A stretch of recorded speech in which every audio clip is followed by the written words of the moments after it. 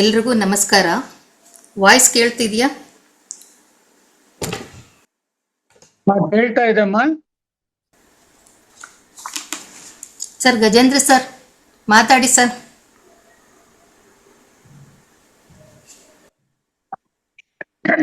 ಎಲ್ಲರಿಗೂ ನಮಸ್ಕಾರ. ಎಲ್ಲ ಕೇಳ್ತಾ ಇದೆಯಮ್ಮ? ಕೇಳಿಸ್ತಿದೆ ಸರ್. ನಮಸ್ತೆ ಸರ್. ನಮಸ್ಕಾರಮ್ಮ. ಕರ್ನಾಟಕ ರಾಜ್ಯದ ಜ್ಯೋತಿಷರ ಮತ್ತು ಜ್ಯೋತಿಷ ಬೋಧನಾ ಸಂಸ್ಥೆಗಳ ಒಕ್ಕೂಟ, Karnataka state federation of astrologist and astrological institutions ವತಿಯಿಂದ ಇಂಟರ್ನ್ಯಾಷನಲ್ ವುಮನ್ ಅಂಗವಾಗಿ ಕರ್ನಾಟಕ ಮತ್ತು ತಮಿಳುನಾಡು, ಕರ್ನಾಟಕದಲ್ಲಿ ಬೆಳಗಾವಿನಿಂದ ಮೈಸೂರಿನವರೆಗೆ ಮತ್ತು ಕರ್ನಾಟಕ ಮತ್ತು Tamil Nadu, we are blending to state of exchange of knowledge from Tamil to Karnataka and exchange of knowledge from Karnataka to Tamil Nadu. So today ಬಹಳ ಮುಖ್ಯವಾಗಿರೋದು ಅಂತ ಹೇಳಿದ್ರೆ ಶ್ರೀಮತಿ ನೇತ್ರಾವತಿ ಅವರು ಶಿವಮೊಗ್ಗದಿಂದ ಬಂದಿದ್ದಾರೆ. ಅವರು ಬಹಳ ಒಂದು ಒಳ್ಳೆಯ ವಿಷಯ ತಗೊಂಡಿದ್ದಾರೆ. ಇದು ಯಾರು ಮಾಡಿಲ್ಲ ಇಲ್ಲಿವರೆಗೆ. ಭವಿಷ್ಯ ಪುರಾಣದಲ್ಲಿ ಜ್ಯೋತಿಷ್ಯದ ಉಲ್ಲೇಖಗಳು ಅಥವಾ ಭವಿಷ್ಯ ಪುರಾಣ ಏನ್ ಹೇಳುತ್ತೆ ಜ್ಯೋತಿಷ್ಯದ ಬಗ್ಗೆ ಅಂತಕ್ಕಂಥದ್ದು ಅವರು ವಿಚಾರ ಮಂಡನೆ ಮಾಡ್ತಾರೆ. ಎರಡನೇದು ಶ್ರೀಮತಿ ಆನಂದವಳ್ಳಿ ಅಂತ ಹೇಳಿ. ಆನಂದವಳ್ಳಿ ಅವರು ವೈಸ್ ಚಾನ್ಸಲರ್ ಆಗಿದ್ದವರು. Very very very very intelligent, very scholarly person in medical astrology. ವೈದ್ಯಕೀಯ ಜ್ಯೋತಿಷದಲ್ಲಿ Shrimati Anandavalli is a very very ಇದು ಏನೋ ಸಂಶೋಧನಾತ್ಮಕವಾಗಿ ಮಾಡಿ ಅನೇಕ ವಿಚಾರಗಳನ್ನು ತಿಳ್ಕೊಂಡಿದ್ದಾರೆ. ಮುಂದಿನ ದಿನಗಳಲ್ಲಿ ಅವರಿಂದ ನಾವು ಮೆಡಿಕಲ್ ಅಸ್ಟ್ರಾಲಜಿಯನ್ನ ಮಂಡನೆ ಮಾಡ್ತಾ ಇದ್ದೀವಿ. Today she is going to talk about Mars dosha, Kuja dosha, Mangalik, ಮಂಗಳ ದೋಷದ ಬಗ್ಗೆ ಮಾತಾಡ್ತಾ ಇದ್ದಾರೆ. And Indumathi, Shrimati Indumathi, I welcome Shrimati Indumathi. ಇದಾರಲ್ಲಮ್ಮ Shrimati Indumathi. And she is going to talk on marriage compatibility. Today the marriage compatibility is a very important subject for all over India because we found number of divorces or non-compatibility in the family. Youngsters are going for a love marriage and they don't want to see the horoscope, or they will see in the nattal nodkond barodu. All these things they are doing, and marriage compatibility is connected to the muhurta also. Those who know the marriage compatibility, they are unable to give a good muhurta, or those who know the muhurta bhaga, they are unable to make the compatibility. So therefore, Madam Indumati is going to present very important and very useful topic. Please note down. ಆಮೇಲೆ ತುಂಬ ಇಂಗ್ಲಿಷನ್ನ ಉಪಯೋಗ ಮಾಡ್ತಾರೆ, ತಮಿಳನ್ನ ಉಪಯೋಗ ಮಾಡ್ತಾರೆ. ನಾನು ಭುವನೇಶ್ವರಿ ಅಥವಾ ಇವ್ರಿಗೆ ಹೇಳಿದ್ದೀನಿ, ಅವರು ನಿಮಗೆ ಕೊನೆಯಲ್ಲಿ 3 minutes what ever the speak in Tamil, it will B explained in Kannada and English after the presentation. So I personally and on behalf of Karnataka State Astrologers and Astrological Institutions, I welcome Srimati Netravati from Shivamogga, Srimati Anandavalli from Chennai, Tamil Nadu, and Srimati Indumati from Tamil Nadu. These three scholarly persons are going to present their subject. Without wasting further time, I hand over to Srimati Varsha to continue the program. Thank you very much. And I also welcome all of you to this session. Yesterday there was 160 and above, and useful. And another 5 days, 4 days, we are going to continue this program with different scholars, different women scholars from various places. Please participate. And also a very important announcement is that we have introduced the Medini astrology from Karnataka State Open University. First time in the country, mundane astrology ಅಂತ introduce ಮಾಡಿದ್ದೀವಿ. ದಯವಿಟ್ಟು ವೆಬ್ಸೈಟ್ಗೆ ಹೋಗಿ, please visit KSOU website. There you will get all the details, predictive astrology, vastushastra and mundane astrology. Medini astrology is a very good subject. First time in the country we have introduced. Please join the courses and develop your knowledge. Thank you all. Madam Varsha, please take over. Thank you very much sir. Thank you sir. Thank you. ಎರಡನೇ ದಿನದ ಉಪನ್ಯಾಸವನ್ನು ಮೊದಲನೇದಾಗಿ ನೇತ್ರಾವತಿ ಶಿವಮೊಗ್ಗದಿಂದ ಮಾತಾಡ್ತಾರೆ. Netravati madam ಇದ್ದೀರಾ?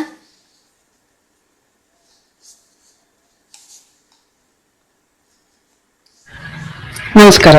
ಹಾಂ, ನಮಸ್ತೆ. ಇವರು ಜ್ಯೋತಿಷ ಕ್ಷೇತ್ರದಲ್ಲಿ ತುಂಬ ಒಂದು ಎಕ್ಸ್ಪೀರಿಯನ್ಸ್ ಮತ್ತು ತುಂಬ ಒಂದು ರಿಸರ್ಚ್ ಮಾಡಿರುವಂತಹ ವ್ಯಕ್ತಿಯಾಗಿದ್ದಾರೆ. ಇವತ್ತಿನ ದಿನ ಅವರು ಭವಿಷ್ಯ ಪುರಾಣದಲ್ಲಿ ಸರ್ ಹೇಳ್ದಂಗೆ ಒಂಥರ ಸೀಕ್ರೆಟ್ ಅಂತ ಅನಿಸುತ್ತೆ. ಇದರ ಬಗ್ಗೆ ಜ್ಞಾನ ಎಲ್ಲರಿಗೂ ಇರಲ್ಲ ಅನಿಸುತ್ತೆ. ಈ ಒಂದು ವಿಶೇಷವಾದಂಥ ಈ ಪುರಾಣಗಳಲ್ಲೇ ಜ್ಯೋತಿಷ ಶಾಸ್ತ್ರ ಅಡಗಿರೋದು. ಆ ಪುರಾಣದಲ್ಲಿ ನಮ್ಮ ಜ್ಯೋತಿಷ ಯಾವ ರೀತಿಯಾಗಿ ನಮಗೆ ಕಾಣಿಸ್ಕೊಂಡಿದೆ ಹೇಳಿದ್ದಾರೆ ಅನ್ನೋದನ್ನು ಅವರು ವಿಶೇಷವಾಗಿ ಈ ದಿನ ಉಪನ್ಯಾಸ ಮಾಡಲಿದ್ದಾರೆ. Welcome to our workshop madam. Please continue your speech. Display ಆಗ್ತಿದೆ ಅಲ್ಲ? ಓಕೆ. ನಮೋ ನಮಃ ಸರ್ವೇಭ್ಯ. ಇವತ್ತು ಒಂದು ಹೊಸ ವಿಷಯನ ನಾನೀಗ ಹೇಳ್ತೀನಿ. ಅದು ಇಲ್ಲಿವರೆಗೂ ಪುರಾಣಗಳನ್ನು ನೀವೆಲ್ಲ ಕೇಳ್ಕೊಂಡಿದ್ದೀರಾ. ಆ ಪುರಾಣಗಳ ಬಗ್ಗೆ ಅದರಲ್ಲೂ ಕೂಡ ಜ್ಯೋತಿಷಕ್ಕೆ ಹೇಗೆ ಲಿಂಕ್ ಇದೆ ಅನ್ನೋ ವಿಷಯನ ಈಗ ಪ್ರಸ್ತುತಪಡಿಸ್ಲಿಕ್ಕೆ ಇಷ್ಟಪಡ್ತೇನೆ. ನನ್ನ ಹೆಸರು ಡಾಕ್ಟರ್ ನೇತ್ರಾವತಿ ಅಂತೇಳಿ. ಜ್ಯೋತಿಷ್ಯದಲ್ಲಿ ಸಂಶೋಧನೆಯನ್ನು ಮಾಡಿ ಆದಮೇಲೆ ಇನ್ನೂ ಹೆಚ್ಚು ಕಲಿಬೇಕು ಅನ್ನೋದಕ್ಕೋಸ್ಕರ ಹಲವಾರು ವಿಷಯಗಳನ್ನು ಕಲಿತಾ ಹೋದಾಗ ಈ ವಿಷಯಗಳು ನನಗೆ ಇತಿಹಾಸ ಮತ್ತು ಪುರಾಣಗಳಲ್ಲಿ 18 ಪುರಾಣಗಳಲ್ಲಿ ಜ್ಯೋತಿಷ್ಯ ಯಾವ ರೀತಿ ಬರುತ್ತೆ ಅನ್ನೋದು ತಿಳಿತಾ ಬಂತು. ಈ 18 ಪುರಾಣಗಳಲ್ಲಿ ಹೇಗೆ ಬರುತ್ತೆ ಅನ್ನೋದನ್ನು ಒಂದು ಆರಂಭದಿಂದ ಮಾಡೋಣ. ಓಂ ಶ್ರೀ ಗುರುಭ್ಯೋ ನಮಃ. ವಾಗರ್ತವಿವ ಸಂಪೃಕ್ತೌ ವಾಗರ್ತ ಪ್ರತಿಪತ್ತಯೇ ಜಗತ ಪಿತರೌ ವಂದೇ ಪಾರ್ವತಿ ಪರಮೇಶ್ವರೌ. ಈಗ ಅಷ್ಟಾದಶ ಪುರಾಣಗಳು ಅಂತೇಳಿ ಹಲವಾರು ಕೇಳಿದ್ದೀರಾ. ಅದರಲ್ಲಿ ಒಂದು ಮುಖ್ಯವಾದ ಶ್ಲೋಕ ಅಂದರೆ ಮದ್ವಯಂ ಬದ್ವಯಂ ಚೈವ ಭ್ರತ್ರಯಂ ವ ಚತುಷ್ಟಯಂ ಅನಾಪಲಿಂಗಕೋಸ್ಕಾನಿ ಪುರಾಣಾನಿ ಪ್ರಚಕ್ಷತೆ ಅಂತ ಹೇಳ್ತಾರೆ. ಅಂದರೆ ಅಷ್ಟಾದಶ ಪುರಾಣಗಳನ್ನು ಈ ಸಣ್ಣವಾದ ಶ್ಲೋಕದಲ್ಲಿ ಹೇಳಲಾಗಿದೆ. ಮದ್ವಯಂ ಅಂದರೆ ಮಾರ್ಕಂಡೇಯ ಪುರಾಣ ಬಂದಿದೆಯಲ್ಲ, ಹಾಗೆ ಮತ್ಸ್ಯ ಪುರಾಣ. ಈ ರೀತಿ ಒಂದೊಂದೇ ಪುರಾಣಗಳಲ್ಲಿ ಈಗ ಮಾರ್ಕಂಡೇಯ ಪುರಾಣ ಮತ್ಸ್ಯ ಪುರಾಣ ಅಂತ ಹೇಳಿದೆ. ಆ ರೀತಿ ಪುರಾಣಗಳ 18 ಪುರಾಣಗಳನ್ನು ಈ ಸಣ್ಣದ್ರಲ್ಲೇ ಹೇಳಿರೋದು. ಈ ಅಷ್ಟಾದಶ ಪುರಾಣಗಳು ಪಟ್ಟಿಗಳು ಹೇಗಿದೆ, ಅದರ ಶ್ಲೋಕಗಳ ಸಂಖ್ಯೆಗಳ ನಂತರ ನೀವೀಗ ಭವಿಷ್ಯ ಪುರಾಣಕ್ಕೆ ಹೋಗೋಣಂತೆ. ಅಷ್ಟಾದಶ ಪುರಾಣಗಳು ಹಿಂದೂ ಧರ್ಮದ ಪ್ರಮುಖ ಗ್ರಂಥಗಳು ಅಂತ ಹೇಳೋದ್ರಲ್ಲಿ ತಪ್ಪೇನಿಲ್ಲ. ಅದರಲ್ಲೂ ಅವುಗಳಲ್ಲಿ ಪಂಚಮ ವೇದ ಅಂದರೆ ಚತುರ್ವೇದಗಳನ್ನು ಕೇಳಿದ್ದೀರಾ. ಹಾಗೆ ಇದು ಪಂಚಮ ವೇದ ಅಂತ ಕೂಡ ಹೇಳ್ತಾರೆ ಇದನ್ನ. ಇವುಗಳನ್ನ ಮಹರ್ಷಿ ವೇದವ್ಯಾಸರು ರಚಿಸಿದ್ದಾರೆ. ಹಾಗಾಗಿ ವೇದವ್ಯಾಸರು ರಚಿಸಿದ್ದಾರೆ ಅಂದರೆ ಚತುರ್ವೇದಗಳನ್ನು ರಚಿಸಿದ್ದಾರೆ. ಹಾಗಾಗಿ ಇದು ಪಂಚಮ ವೇದ. ಕೆಲವರು ಹೇಳ್ತಾರೆ ನಾಟಕಗಳು ಅಥವಾ ನಾಟ್ಯಶಾಸ್ತ್ರ ಇದು ಪಂಚಮ ವೇದ ಅಂತ. ಆದರೆ ಇಲ್ಲಿ ಪುರಾಣಗಳನ್ನ ಪಂಚಮ ವೇದ ಅಂತ ಹೇಳ್ತಾರೆ. ಈ ಪುರಾಣಗಳು ಜಗತ್ತಿನ ಯಾವ ರೀತಿ ಸೃಷ್ಟಿ ಆಯಿತು, ಈ ಹೇಗೆ ಸ್ಥಿತಿಗತಿಗಳಿದೆ, ದೇವತೆಗಳೇನಿದೆ, ಅವುಗಳ ಕಥೆ ಏನು, ಪುರಾಣ ಅಂದರೆ ಪುರ ಅಂದರೆ ಸಂಸ್ಕೃತದಲ್ಲಿ ಹಿಂದೆ ನಡೆದಿರುವಂತಹ ಘಟನೆಗಳು ಅಂತ ಹೇಳ್ತಾರೆ. ಆ ಘಟನೆಗಳಿಗೂ ಇದಕ್ಕೂ ಸಂಬಂಧ ಏನಿದೆ ಮುಂದೆ ತಿಳ್ಕೊಳ್ಳೋಣ. ತತ್ವಜ್ಞಾನ ಮತ್ತು ನೈತಿಕತೆ ಎರಡನ್ನೂ ಬೋಧಿಸುತ್ತೆ. ಪುರಾಣ ಅಂತ ಹೇಳಿದ್ರೆ ಜೀವನ ಹೇಗ್ ಮಾಡ್ಬೇಕು ಅನ್ನೋದ್ರಿಂದ ಹಿಡಿದು ಪ್ರತಿಯೊಂದು ಪಾಠಗಳನ್ನು ಹಂತ ಹಂತವಾಗಿ ಹೇಳ್ತಾ ಹೋಗಿದೆ. ಅದರಲ್ಲಿ ಬ್ರಹ್ಮಪುರಾಣದಲ್ಲಿ ಸೃಷ್ಟಿಕರ್ತ ಬ್ರಹ್ಮನ ಕಥೆ ಇದೆ. ಹಾಗೆ ಪದ್ಮಪುರಾಣದಲ್ಲಿ ಜಗತ್ತಿನ ಸೃಷ್ಟಿ ಹೇಗಾಯಿತು, ವಿಷ್ಣುವಿನ ಮಹಿಮೆ ಹೇಗಿದೆ. ಹಾಗೆ ಪುರಾಣದಲ್ಲಿ ವಿಷ್ಣುವಿನ ಅವತಾರಗಳ ಕಥೆಗಳಿದೆ. ಹಾಗೆ ಶಿವಪುರಾಣದಲ್ಲಿ ಶಿವನ ಲೀಲೆಗಳು, ಭಾಗವತ ಪುರಾಣದಲ್ಲಿ ಕೃಷ್ಣನ ಜೀವನ ಮತ್ತು ಭಕ್ತಿ. ಇದೆಲ್ಲ ಆರಂಭಿಕ ಒಂದು ಹಿಂಟ್ ಕೊಟ್ಕೊಂಡು ನಾ ಭವಿಷ್ಯತ್ ಪುರಾಣಕ್ಕೆ ಹೋಗ್ತೇನೆ. ಮೇಡಮ್ ಕೇಳ್ತಾ ಇದೆಯಾ? ಕೇಳ್ತಾ ಇದೆ ಮಹೋದಯ. ಮೇಡಮ್ ಸ್ವಲ್ಪ ತಮಿಳ್ನಾಡುನವರು ಇದ್ದಾರೆ, ದಯವಿಟ್ಟು ಕನ್ನಡ ಅಂಡ್ ಇಂಗ್ಲಿಷ್ ಮರ್ಜ್ ಮಾಡಿ ಪ್ಲೀಸ್. Okay done sir. ಮಧ್ಯ ನೀವೇನ್ ಹೇಳ್ತೀರಾ ಇಂಗ್ಲಿಷ್ ಅಲ್ಲಿ ಎರಡೆರಡು ಲೈನ್ ಅವ್ರಿಗೂ ಅರ್ಥ ಆಗ್ಲಿ ಪ್ಲೀಸ್. Done sir. ಈಶಾನ್ಯ ನಡಿಗೆ ಬೇಕು ಅಂದ್ರೆ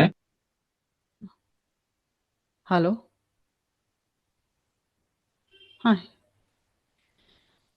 okay. In this Ashtadasha Puranas, main Purana, I am talking about that Bhavishyat Purana.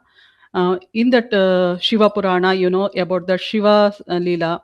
In that Bhagavata Purana, Krishna's life and the spirituality. And Naradiya Purana, Narada Sambhashana means discussion about that lives and lifestyles and something. So many informations are available. In that Markandeya Puranaದಲ್ಲಿ ನೀವು ಹೇಳ್ತೀರಾ ಮಾರ್ಕಂಡೇಯ ಮುನಿಯ ದರ್ಶನ. Markandeya Muni related information available in that Markandeya Purana. In that Agni Purana, ಜ್ಞಾನ and art ಅಂದ್ರೆ ಜ್ಞಾನ ಮತ್ತು ಕಲೆಗಳ ಕತೆ ಅಂತ ಹೇಳ್ತಾರೆ. How knowledge comes and how art and all comes, like this information hidden in that story in that Agni Purana. In that Bhavishya Purana, I am talking about that Bhavishya Purana. In that Bhavishya Purana, 14,500 shlokas are available. In that 14,500 shlokas, some shlokas are important in that Jyotishya related. I am explaining about that Bhavishya Purana. In that Brahma Vaivarta Purana, Krishna and Radha, you know about that story. Krishna ಮತ್ತು ರಾಧೆಯ total ಜೀವನ life story ಬ್ರಹ್ಮ ವೈವರ್ತ ಪುರಾಣದಲ್ಲಿದೆ. ಹಾಗೆ ಲಿಂಗ ಪುರಾಣ, ಅನಾಪಲಿಂಗ ಇತಿ ಅಸ್ತಿ ಖಲು. In that ಲಿಂಗ ಇತ್ಯುಕ್ತೆ ಲಿಂಗ ಪುರಾಣ, ಶಿವಲಿಂಗಸ್ಯ speciality. What is that Shivalinga, how it comes, it totally from that base to spirituality, all those things hidden in that Linga Purana. In that Varaha Purana, Vishnu Avatara. In the Skanda Purana, Kartikeya story. In that Vamana Purana, Vamana Avatara Bali related story. I think you all know about that.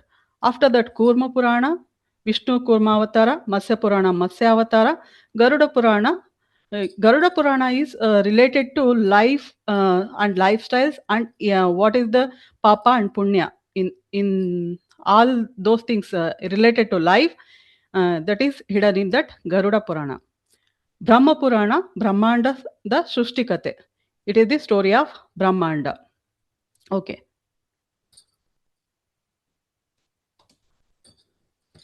Now I am talking about that Bhavishya Purana. ಭವಿಷ್ಯ ಪುರಾಣೇ ವಿದ್ಯಮಾನ ಜ್ಯೋತಿಷ ಶಾಸ್ತ್ರೀಯ ವಿಚಾರಾಹ. ಇಲ್ಲಿವರೆಗೂ ನೀವೆಲ್ಲ ಕೇಳಿದ್ದೀರಾ ಭವಿಷ್ಯ ಪುರಾಣ ಅಂದ ತಕ್ಷಣ ಪುರಾಣದಲ್ಲೂ ಭವಿಷ್ಯ ಇದೆಯಾ? ಹೌದು, ಭವಿಷ್ಯದ ವಿಷಯ. ಅದರಲ್ಲೂ ಈಗ ಇತ್ತೀಚೆಗೆ ಜಸ್ಟ್ ಸರ್ ಹೇಳಿದ್ರು, ಮಹೋದಯ ಹೇಳಿದ್ರು, they are started that ಮುಂಡೇನ್ astrology. It is the useful ಪುರಾಣ ಇನ್ ದಟ್ ಮುಂಡೇನ್ ಅಸ್ಟ್ರಾಲಜಿ, ಭವಿಷ್ಯ ಪುರಾಣ. ಇತಿಹಾಸ ಪುರಾಣಾಭ್ಯಾಂ ವೇದಂ ಸಮುಪಬೃಹಯೇತ್ ಇತಿ ಶಾಸ್ತ್ರೇಷು ವಚನಮಸ್ತಿ. ಅಂದ್ರೆ Itihasa Purana, before I told about that in that Chaturveda and Panchama Veda also available, that is Itihasa Purana. In that Ashtadasha Purana, it is the Vedas, fifth one Veda, Panchama Veda ಇತ್ಯುಕ್ತೆ fifth Veda. Rigveda, Yajurveda, Samaveda, Atharvaveda and Itihasa Purana also Veda iti told. Bhavishya Puranas. Who told? Narada told about these all. Okay. ಇದರಲ್ಲಿ ಏನಾಗುತ್ತೆ ಅಂದ್ರೆ ಸೂರ್ಯನನ್ನ ತುಂಬಾ importance ಕೊಟ್ಟಿದ್ದಾರೆ. Because of that Surya, it is given energy, it is given strength and all those things started from that Surya. In that calculation also started from that Surya. So Suryana ಬಗ್ಗೆ ಅಂದ್ರೆ ಕಾಲಗಣನ, ಪುರುಷಾಣ, ಸ್ತ್ರೀಣಾಂ ಶುಭಾಶುಭ ಲಕ್ಷಣಾನಿ, ಅಂದ್ರೆ like about that male and female and ಕಾಲಗಣನ, calculation of that time management, it is all available in that base of that Surya. ಅಧಿಷ್ಠಾತೃ ದೇವತಾ ಸೂರ್ಯ ಇತಿ ಹೇಳ್ತಾರೆ. ಸಾಮುದ್ರಿಕ ಶಾಸ್ತ್ರ ಪರಿಚಯ, ದ್ವಾದಶಾದಿತ್ಯಾನಾಂ ನಾಮಾನಿ, ಅಂದ್ರೆ ದ್ವಾದಶಾದಿತ್ಯರು ಇದಾರಲ್ಲ ಅವ್ರಗಳ ಹೆಸರು ಕೂಡ ಇದೆ. ಯಾವ್ದ್ಯಾವ್ದು ಎಲ್ಲೆಲ್ಲಿದೆ ಅಧ್ಯಾಯದಲ್ಲಿದೆ ಅಂದ್ರೆ in that first chapter, seventh chapter, like this chapter, which subject is available in this which chapter. Means in that 79 chapter, means adhyaya, these all available. ಕಾಲಗಣನ, ಪುರುಷ, ಸ್ತ್ರೀ, ಅವರ ಶುಭ ಲಕ್ಷಣಗಳು, ಸಾಮುದ್ರಿಕ ಶಾಸ್ತ್ರ ಪರಿಚಯ, ಹಸ್ತ ಸಾಮುದ್ರಿಕ, ಮುಖ ಸಾಮುದ್ರಿಕ, ಇನ್ ದಟ್ ಅಂಗ ಲಕ್ಷಣಾನಿ ಅಂತ ಹೇಳ್ತಾರೆ. Total it is the related to face reading and all those things. Samudrika means hand reading like this. ಇಂದ ಜೊತೆಗೆ ಸೂರ್ಯ. ಮೇಡಮ್, ಆಡಿಯೋ ಬಹಳ ಲೋ ಆಗೋಯ್ತಲ್ಲಮ್ಮ. ಈಗ ಸರ್, ಹಲೋ, ಈಗ ಸರ್ ಆಡಿಯೋ ತುಂಬಾ ಲೋ ಇದೆ. ಸ್ವಲ್ಪ ಹತ್ರಕ್ಕೆ ಬಂದು ಮಾತಾಡಿಮ್ಮ. ನಿಮ್ದು ಸ್ವಲ್ಪ ನೋಡಿ. ಇಲ್ಲ ಸರ್, ಇದು ಕರೆಕ್ಟ್ ಆಗಿದೆ ಸರ್, ಕೇಳಿಸ್ತಾ ಇದೆ. ಸರ್ ಕರೆಕ್ಟ್ ಆಗಿದೆ, ನಮ್ಗೆಲ್ಲ ಕರೆಕ್ಟ್ ಆಗಿದೆ. ನಮ್ಗೆಲ್ಲ ಓಕೆ, ಕರೆಕ್ಟ್ ಓಕೆ. ಆಗಿದೆ. ನೀವು ಸ್ವಲ್ಪ ಸೌಂಡ್ ಇನ್ಕ್ರೀಸ್ ಮಾಡ್ಕೋಬೇಕು. ನಮ್ ಕರೆಕ್ಟ್ ಆಗಿದೆ. ಕರೆಕ್ಟ್ ಆಗಿದೆ.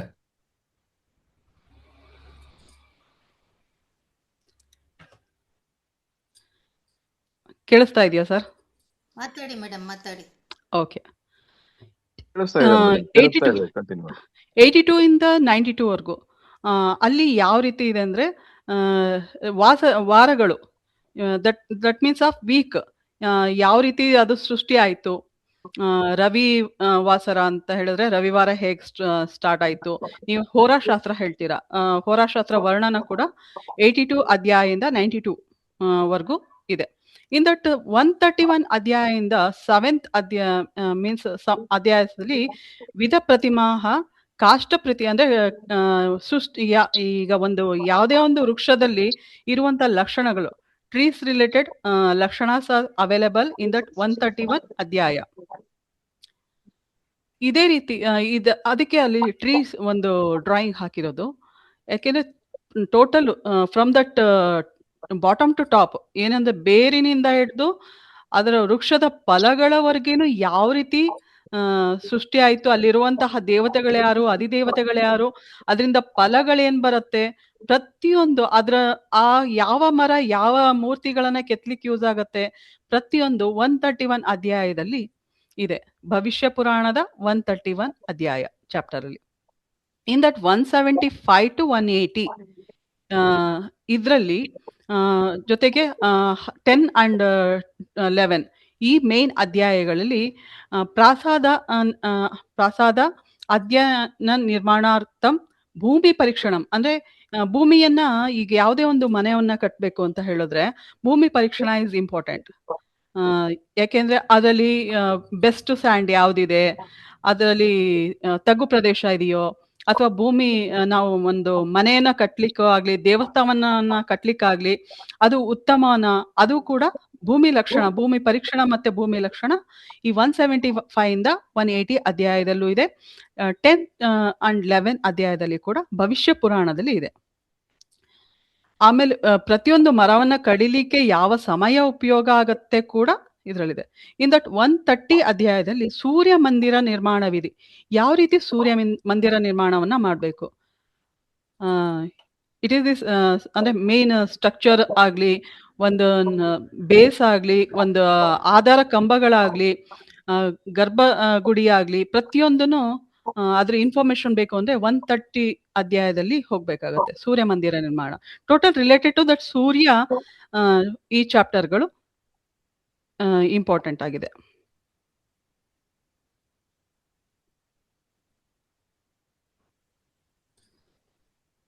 ಓಕೆ.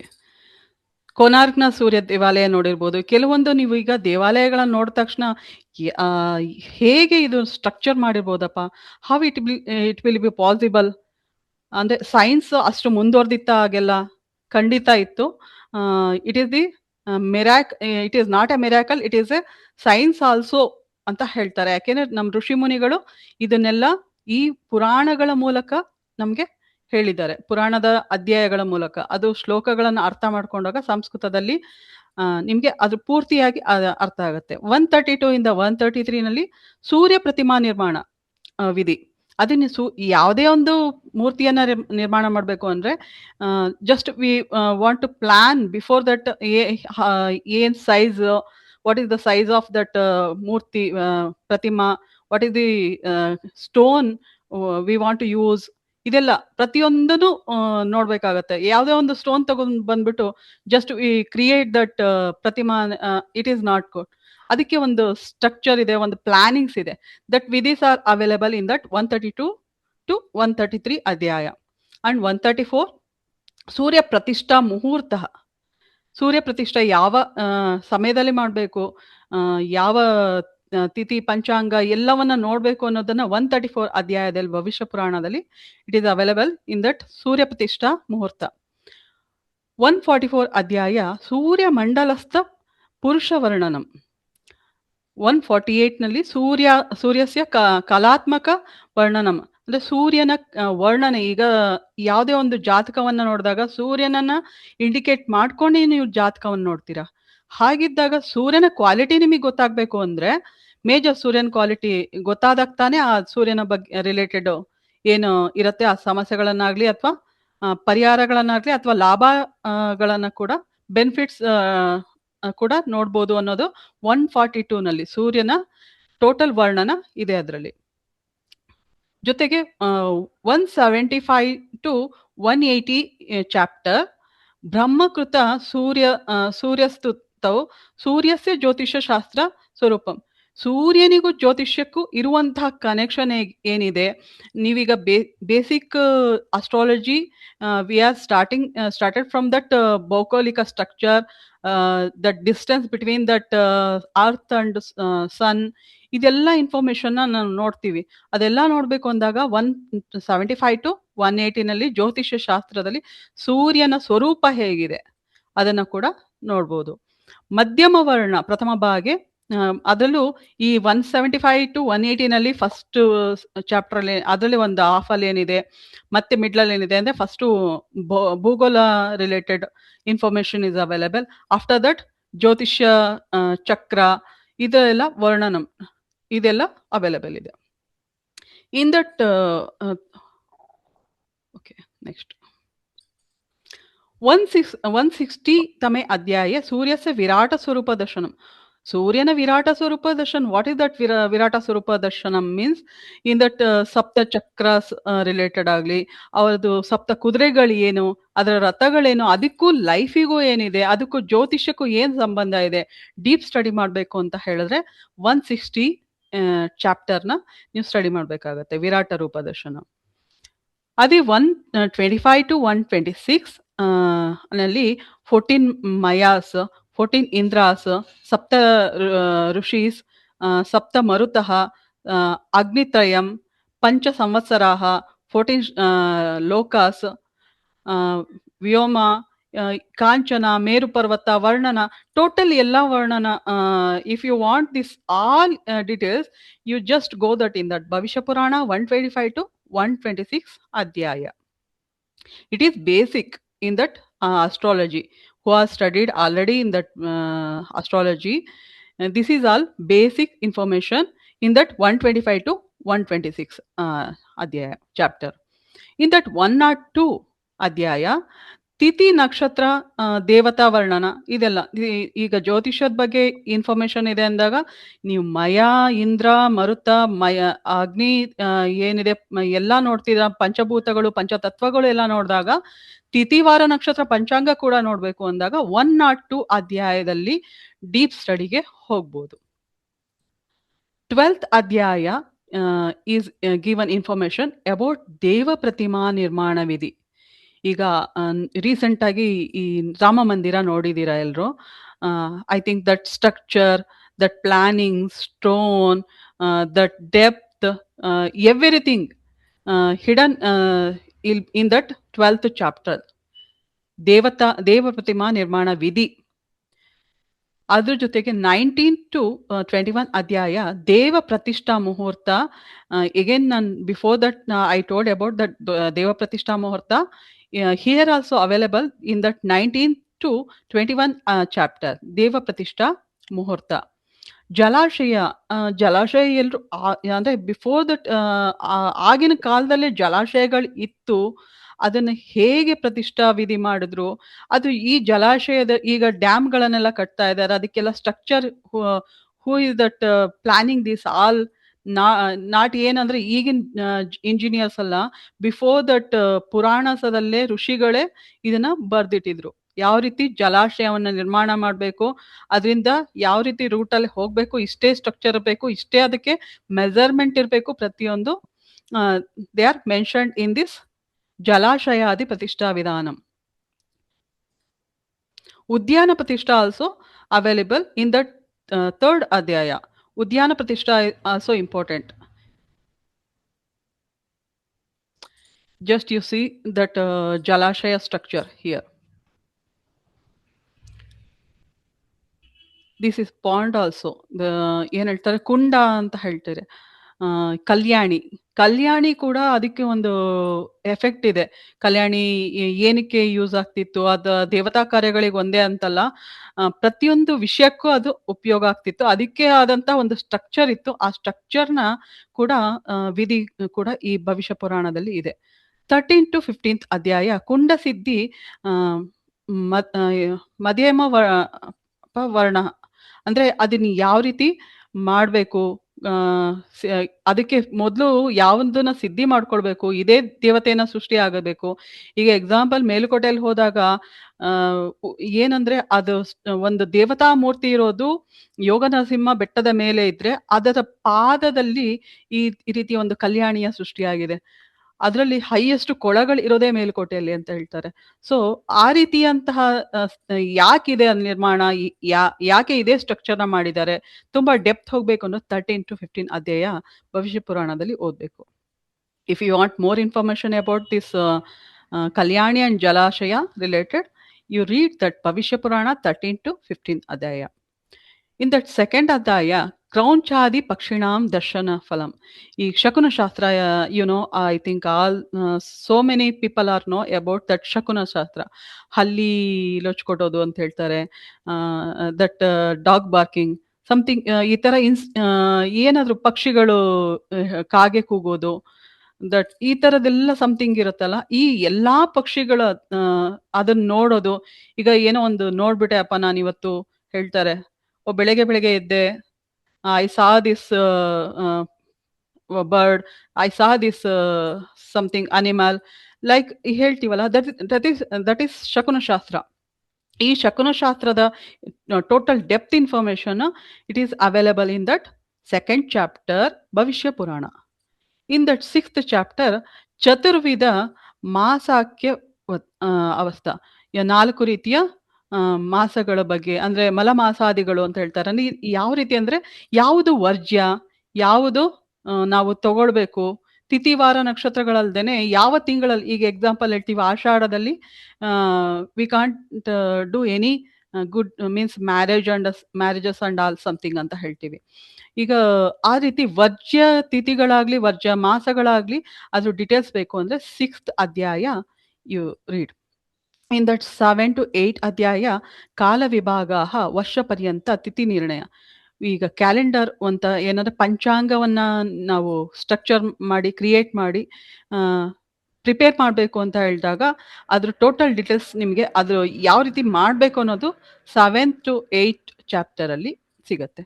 ಇನ್ ದಟ್ 9 to 11 ನಲ್ಲಿ ಅಶ್ವತ್ಥ ಪುಷ್ಕರಿಣಿ ಜಲಾಶಯ, ಹೇಗೆ ಪುಷ್ಕರಿಣಿ ಕೂಡ ಅದ್ರ ಬಗ್ಗೆ ಕೂಡ ಇದೆ. ಜಲಾಶಯದ ವಿಧಿ, ಪ್ರತಿಷ್ಠಾ ವಿಧಿ, ಈ ಪುಷ್ಪವಾಟಿಕ ಮೀನ್ಸ್ ಈಗ ಫ್ಲವರ್ಸ್ನ ಒಂದು ಗಾರ್ಡನ್ ಕ್ರಿಯೇಟ್ ಮಾಡ್ತೀರಾ, ಅದು ಕೂಡ ಒಂದು ವಿಧಿ ಇದೆ. ಸುಮ್ಮನೆ ಎಲ್ಲೋ ಗಾರ್ಡನ್ ಕ್ರಿಯೇಟ್ ಮಾಡದೆ ಈಗ ಎಕ್ಸಾಂಪಲ್ ಹೇಳ್ತಾರೆ, ಏಕೆನ ಇಲ್ಲಿ ನೆಡಬಾರ್ದು, ಸಮಥಿಂಗ್ ಬೇವಿನ ಟ್ರೀ ಮನೆ ಮುಂದೆ ಇರಬಾರ್ದು, ನೀಮ್ ಟ್ರೀ, ಈ ರೀತಿ ಆಲದ ಮರ ಕನೆಕ್ಟ್ ಆಗಬಾರ್ದು ಮನೆಯ ಗೋಡೆಗಳಿಗೆ, ಇದನ್ನೆಲ್ಲ ಮಾಡಿರುವಂತ ಈ ತರ ಡೆಪ್ತ್ ಇನ್ಫಾರ್ಮೇಶನ್ ಬಂದು 9 to 11 ಚಾಪ್ಟರ್ ನಲ್ಲಿ ಇದರ ಇನ್ಫಾರ್ಮೇಶನ್ ಸಿಗುತ್ತೆ ರಿಗಾರ್ಡ್ ಅಬೌಟ್ ದಟ್ ಪುಷ್ಪವಾಟಿಕ ಪ್ರತಿಷ್ಠಾ ವಿಧಿ. ಇನ್ ದಟ್ 20th ಅಧ್ಯಾಯ ದಿವ್ಯ ಭೌಮ ಅಂತರಿಕ್ಷ ಜನ್ಯ ಉತ್ಪಾತಾನ ವರ್ಣನ. ಉತ್ಪಾತ ಈಗ ಆಗ್ತಾ ಇರತ್ತೆ, ಭೂಕಂಪ ಆಯ್ತು, ಈಗ ಯುದ್ಧಗಳಾಗ್ತಾ ಇದೆ, ಈ ತರದ್ದು ಮೇದಿನಿ ಜ್ಯೋತಿಷದಲ್ಲಿ ಇನ್ಫಾರ್ಮೇಶನ್ಸ್ ಇದೆಯಲ್ಲ, ಆ ಇನ್ಫಾರ್ಮೇಶನ್ಸ್ ನ ಡೆಪ್ತ್ ಬೇಕು ಅಂತ ಹೇಳಿದ್ರೆ ಭವಿಷ್ಯ ಪುರಾಣದ 20th ಅಧ್ಯಾಯವನ್ನ ನೀವು ಸ್ಟಡಿ ಮಾಡ್ಬೇಕು. ಅದನ್ನ ಯಾವ ರೀತಿ ಶಾಂತಿ ಮಾಡ್ಬೋದು, ಈ ಯುದ್ಧ ಆಗ್ತಿದೆ ಅದಕ್ಕೆ ಶಾಂತಿ ಬೇಕೇ ಬೇಕು. ಆ ಶಾಂತಿ, if you want peace, just and how it comes, that Utpata and all, how it starts Yuddha and all, how we stop this all, ಇದನ್ನೆಲ್ಲ ದಿವ್ಯಭೌಮ ಅಂತರಿಕ್ಷ ಅಂತ ಹೇಳಿದ್ರೆ ಎಲ್ಲ ಭೂಮಿಯಿಂದ ಹಿಡಿದು ಅಂತರಿಕ್ಷದವರೆಗೆ ಏನು ಸಮಸ್ಯೆಗಳಿದ್ರು ಅದು ಯಾವ ರೀತಿ ಚೇಂಜಸ್ ಆಗ್ತಾ ಇದೆ, ಹೇಗೆ ಅದನ್ನ ಯಾವ ರೀತಿ ಸ್ಟಾಪ್ ಮಾಡ್ಬೋದು ಅನ್ನೋದು 20th ಅಧ್ಯಾಯದಲ್ಲಿ ಹೇಳ್ಬೋದು. ಇದೇ ರೀತಿ ಭುವನಕೋಶಸ್ಯ ಸಂಕ್ಷಿಪ್ತ ವರ್ಣನ ಕೂಡ ಇದೆ, ಭುವನಕೋಶದ ಕೂಡ, ಅದು ಇನ್ನು ಡೆಪ್ತ್ ಹೇಳ್ತಾ ಹೋಗ್ತೀನಿ ನೆಕ್ಸ್ಟ್ ಬಂದಾಗ. 145 ಅಧ್ಯಾಯ ನಕ್ಷತ್ರಾರ್ಚನಾ ವಿಧವು ರೋಗಾವಲಿ ಚಕ್ರಂ ವಿಭಿನ್ನ ವ್ರತಾನ ವಿಧಾನೇಶು. ಅಂದ್ರೆ ಯಾವ ರೀತಿ ಅಂದ್ರೆ 145 ಅಧ್ಯಾಯದಲ್ಲಿ ಈಗ ಯಾವುದೇ ಒಂದು ನಕ್ಷತ್ರದ ಅರ್ಚನೆ ಹೇಗ್ ಮಾಡ್ಬೇಕು, how we do puja, which nakshatra is better, which vara means week is better, nakshatra and vara samyoga, which one is better, tithi also in that panchanga, related to that panchanga connection, this is available in that 145 adhyaya. ಅದರಲ್ಲಿ ಯಾವ್ದಾದ್ರು ಸಮಸ್ಯೆಗಳು, ಈ ಕಾಯಿಲೆಗಳಿಗೆ ಏನು ಮದ್ದು ಸಿಗತ್ತೆ ಅನ್ನೋ ಕೂಡ ಪುರಾಣದ ಇದೆಲ್ಲ ಇನ್ಫಾರ್ಮೇಶನ್ ಜ್ಯೋತಿಷ್ಯ ಶಾಸ್ತ್ರದಲ್ಲಿ, ಅದರಲ್ಲೂ ಭವಿಷ್ಯ ಪುರಾಣದಲ್ಲಿ ತುಂಬಾ ಇನ್ಫಾರ್ಮೇಶನ್ ನಿಮಗೆ ಸಿಗತ್ತೆ. ಮೇದಿನಿ ಜ್ಯೋತಿಷ್ಯ ಓದೋರು ಅಂತ ಎಲ್ಲ ಟೋಟಲ್ ಆಗಿ ಆಲ್ ಜ್ಯೋತಿಷಿಸ್ just read totally these chapters, important chapters in that Bhavishya Purana. Okay, ಭವಿಷ್ಯ ಪುರಾಣದಲ್ಲಿ ಕಾಲಗಣನಾತ್ಮಕ ಪಕ್ಷ ಮಹರ್ಷಿ ವೇದವ್ಯಾಸನ ಅಂದ್ರೆ ಪ್ರತಿಯೊಂದು ಕಾಲಗಣನೆಯಿಂದ ಹಿಡಿದು ಈಗ ಹೇಳ್ದೆ ಪಕ್ಷಿ ರಿಲೇಟೆಡ್ ಹೇಳ್ದೆ, ಶಕುನ ಶಾಸ್ತ್ರ, ಸಾಮುದ್ರಿಕ ಶಾಸ್ತ್ರ, ದಟ್ ಭೂಕಂಪ, ಉತ್ಪಾತ, ಯುದ್ಧ, ಪ್ರತಿಯೊಂದು ವಿಷಯ ಮುಖ್ಯವಾಗಿ ಜ್ಯೋತಿಷ್ಯಕ್ಕೆ ಸಂಬಂಧಪಟ್ಟ ವಿಷಯ ಇರೋದು ಈ ಭವಿಷ್ಯತ್ ಪುರಾಣದಲ್ಲಿ. ಅದರಲ್ಲಿ ಯಾಕೆ ನಮ್ಮ ಋಷಿಗಳನ್ನ ನಾವು ತುಂಬಾ ಇಂಪಾರ್ಟೆಂಟ್ ಅಂತ ತಗೊಳ್ಳೋದು ಯಾಕೆ ಅಂದ್ರೆ, ಈಗಿನ ಟೆಕ್ನಾಲಜಿ ಏನು ಕಂಡಿಡ್ದಿಲ್ಲ, ಅವಾಗೇನೆ ಇದೆಲ್ಲ ಕಂಡಿಡ್ದಿದ್ದು. ಝೀರೋ ಕಂಡಿಡ್ದು ನಿಮ್ಗೆ ಕಾಮನ್ ಆಗಿ ಗೊತ್ತಿದೆ, ಆರ್ಯಭಟ ಅಂತೇಳಿ, ಕಣಾದ, ಆಟೋಮೇಕ್, ಈ ರೀತಿ ವರಾಹ ಮಿಹಿರ ಆಗ್ಲಿ, ಭಾಸ್ಕರಾಚಾರ್ಯ ಆಗ್ಲಿ, ಇವ್ರುಗಳೆಲ್ಲ ಗ್ರಾವಿಟೇಷನ್ ಪವರ್ ಆಯ್ತು. ಗ್ರಾವಿಟೇಷನ್ ಪವರ್ ನಾವೆಲ್ಲ ಹೇಳ್ತಿದ್ದಿದ್ದು ಯಾವುದೋ ಒಂದು ಆಪಲ್ ಇದರಿಂದ ಆಯ್ತು ಅಂತ, ಸಮಥಿಂಗ್ ಇಲ್ಲ, ಭಾಸ್ಕರಾಚಾರ್ಯರಿಂದ ಗ್ರಾವಿಟೇಷನ್ ಪವರ್ ಬಂತು. ಸೊ ಇದು ಎಲ್ಲ ಏನ್ ಹೇಳುತ್ತೆ ಅಂದ್ರೆ, ನಮ್ಮ ಋಷಿಗಳು ನಮ್ಮ ಭಾರತದ ಇತಿಹಾಸ, ಅವರ್ ಏನಿದೆ ಧರೋಹರ ಅಂತ ಹೇಳ್ತೀವಿ, ನಮ್ಮ ಧರೋಹರ ಏನಿದೆ, ಇದನ್ನೆಲ್ಲ ಇನ್ಫಾರ್ಮೇಶನ್ ಕೊಟ್ಟಿದೆ. ಅದನ್ನು ನಾವು ಡೆಪ್ತ್ ಆಗಿ ಸ್ಟಡಿ ಮಾಡಬೇಕು ಅನ್ನೋದು ಎಲ್ಲ ಅಂದ್ರೆ ಪುರಾಣಗಳಿಗೆ ಹೋಗ್ಬೇಕು. ಅದರಲ್ಲೂ ಭವಿಷ್ಯ ಪುರಾಣಕ್ಕೆ ಹೋದಾಗ ಜ್ಯೋತಿಷಗಳಿಗೆ ತುಂಬಾ ಉಪಯುಕ್ತವಾದಂತಹ ಮಾಹಿತಿ ಅವೈಲೇಬಲ್ ಆಗುತ್ತೆ. Just read majorly that Bhavishya ಪುರಾಣ. It is given all information regard that ಜ್ಯೋತಿಷ್ಯ, ಉತ್ಪಾತ, ಯುದ್ಧ, ನಕ್ಷತ್ರ, ತಿಥಿ, ವಾರ ಅಂಡ್ ಪಂಚಾಂಗ, ಎವ್ರಿಥಿಂಗ್, ಶಕುನ ಶಾಸ್ತ್ರ, ಸಾಮುದ್ರಿಕ ಶಾಸ್ತ್ರ, everything is available in this ಭವಿಷ್ಯ ಪುರಾಣ. ಸ್ತ್ರೀ ಪುರುಷ ಲಕ್ಷಣ ಆಲ್ಸೋ ಅವೈಲೇಬಲ್. ಧನ್ಯವಾದ. ಪಂಚ ಮಹಾಪುರುಷ ಲಕ್ಷಣ, ಎವ್ರಿಥಿಂಗ್ ಅವೈಲೇಬಲ್ ಇನ್ ದಿಸ್ ಭವಿಷ್ಯ ಪುರಾಣ ಅಂತ ಹೇಳ್ಬೋದು. ಧನ್ಯವಾದಗಳು. ಗಜೇಂದ್ರ ಸರ್, ನಮೋ ನಮಃ. ಧನ್ಯವಾದ ಮೇಡಮ್, ತುಂಬಾ ಒಳ್ಳೆ ವಿಚಾರ ತಿಳಿಸ್ಕೊಟ್ರಪ್ಪ. World creation to end of the world ವರ್ಗು ಕೂಡ ಇನ್ಫಾರ್ಮೇಷನ್ನ ಭಾಳ ಚೆನ್ನಾಗಿ ಕೊಟ್ಟಿರುತ್ತೆ. ಅದರಲ್ಲೂ ಕೂಡ ಮೇದಿನಿ ಅಸ್ಟ್ರಾಲಜಿ ಇನ್ಫಾರ್ಮೇಷನ್ ಇದೆ ಅಂತ ತುಂಬ ಚೆನ್ನಾಗಿ ಹೇಳಿದ್ರು. ಆನಂದವಲ್ಲಿ ಮೇಡಮ್, ನಮಸ್ತೆ madam. Please present your topic madam. Hear me? Yeah, okay, just continue. Yeah. Good evening, madam. Anandavali, madam.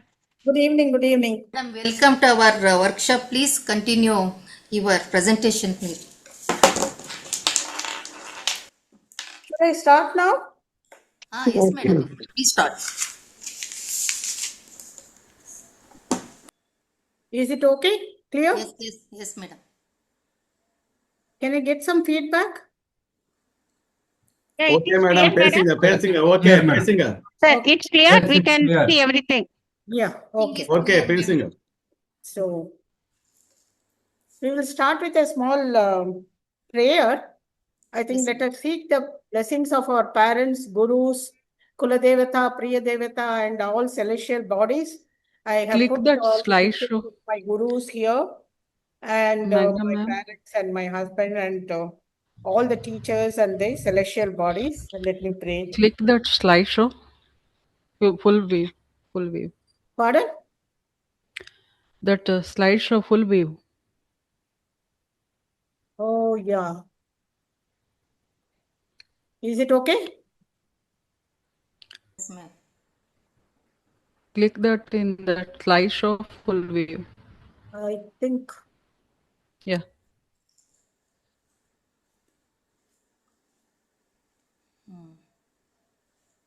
Okay. I have chosen this before going to the topic. I want to digress for 2 minutes. I want to congratulate the association for organizing a, seminar like this exclusively by women, because the women are invisible in most of the areas, including astrology. And we find that we put in more of work, but we earn very little out of the whatever we put in. So I thought this is a wonderful effort by them, and this will help us to overcome the various social, cultural, and attitudinal barriers that we face, and give us the courage and confidence for the future. So thank you and congratulations to the organizers.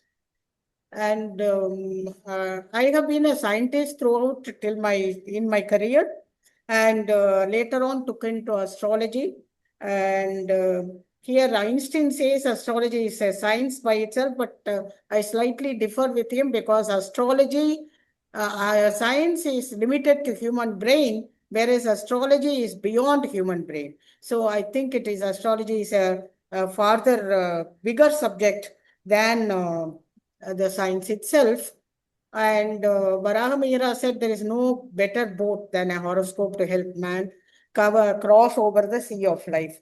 That is what we are trying to do. So I have chosen a very small topic, which was suggested by our organizer, Thiru Gajendra. And I think there is a lot of conflicts and differences in the view about the Kuja, or the Chebbai, and we call in Tamil, or the Mars in English. So somewhere in North India, they think it is an auspicious day. Tuesday is an auspicious day, and they celebrate it. Somewhere around South India, we say if there is a Kuja dosha, we say, okay, some parts of the community say, let it be there. Some parts of the community just dread the Kuja dosha. They are afraid of it. Say, oh my God, we have got Kuja dosha. So I think we need to look into this topic and understand how good or bad it is. We have these planets, 9 planets and 12 signs and 12 houses, 27 stars. Everybody knows about this. And Kuja is one of the 9 planets, and it is a protective planet. Basically, the function of Kuja is to protect. And even we know about this from the solar system. You can see it is the planet outside the Earth, and there is a circle of astral bodies, which is separating the Kuja and the Jupiter. So these astral bodies protect Earth, so that the astral bodies from the atmosphere do not come and fall on the Earth and affect it. So there itself, we can see the protective nature of the Mars here. And then we have, of course, the shadow planets, Rahu and Ketu. These 12 signs, where for 2 signs, the Aries and Scorpio, Kuja is the lunar. And he also has the 2 opposite poles of Panchatattva Buddha, that is fire as well as water. And water, we don't know how deep it is. It is very deep, and fire reaches up to the sky. So the planet outside the Earth in solar system shows that it is protective, and it is exalted in Capricorn. And we need to know a little bit about Mars. I thought even the known facts, I'll put it in.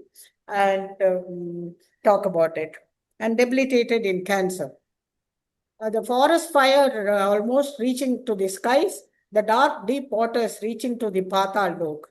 And probably, the Mars is supposed to be born to Bhudevi, and especially in the divine coral region. It is fiery, we know. Mars is fiery. It is blood red, aggressive, very strong, but not very strong-minded, probably fickle-minded. It gives itself to anger very soon, liberal, and these are the things which is represented by the Mars. It's not just strength, it is also the valor, it is carrying arms, it is hostility. It talks about the brother or the brother-in-law and land and so on. It also indicates the success, the courage that we have, the energy that we have, the assertiveness that we have, the sexual behavior that we exhibit, all these things. And it is basically a planet of logic and not emotion. So logic is there more and than emotion. That is why we are unable to. And the professions include the metals and machinery, fighting battles, protecting people, cooking, real estate, adventure, wickedness, medicine, sports, etc. Now, coming to Mangal dosha or Kuja dosha, or the Mars dosha or Chavvai dosha we call, it is said if Mars is placed in the second house or the fourth house, seventh house, eighth house, 12th house, and some people say in the first house also, it is called Mars dosha or Kuja dosha, almost 6 houses out of 12, if it occupies, then it is Kuja dosha. Then almost among the houses, it is 50% of the houses. If it occupies, we say it is Kuja dosha. It is not only from Lagna, it can also be counted from the moon. The second, fourth, seventh, eighth, and 12th house from the moon also indicates dosha.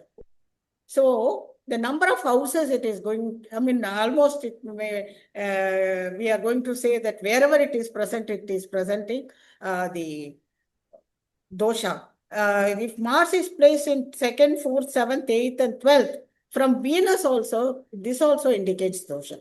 So you can imagine almost 95%, if not 100, are afflicted by the Kuja dosha. But is it true? But we are scared about whenever, the first time we go to we seek seek to conduct marriage to our children, we go to the astrologer, he takes the 2 charts and works out the compatibility, stars compatibility. Soon after, it looks into Kuja dosha. And if that is the case, then if every place indicates that, then where do we go? How many people will be affected? I think almost 95% of the population will be affected by this Kuja dosha. But rule is one. It indicates from Lagna, from moon, from Saturn. These places, if it occupies, it is Kuja dosha. But there are the exemptions are too many. Too many, I'm not going to list all of them because most of them you know about it. We are going to only question to the extent what is, where do we draw the line? Where does the Kuja dosha stop? Are we going to go beyond that? Are we going to take it in depth? Or are we going to take it in a manner, in a simpler manner? Or just be scared of Kuja dosha?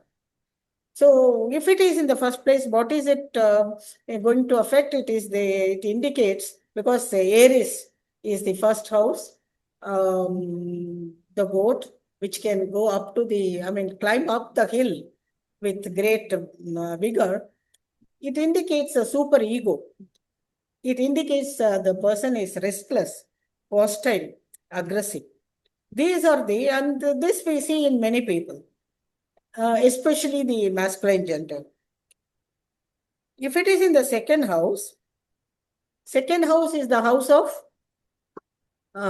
talking, Happiness. speech, Kutumbasthana and Dhanasthana.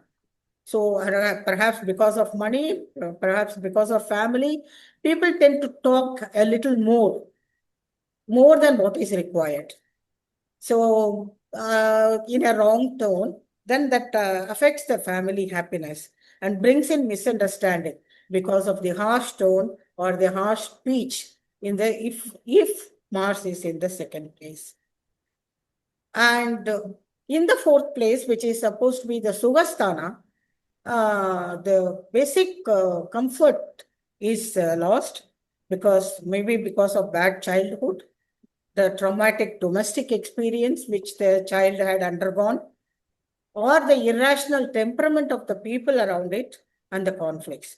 These are some of the reasons which is presented as the dosha if Mangal is present in these houses. If it is present in the seventh house, which is the house of marriage, partnership,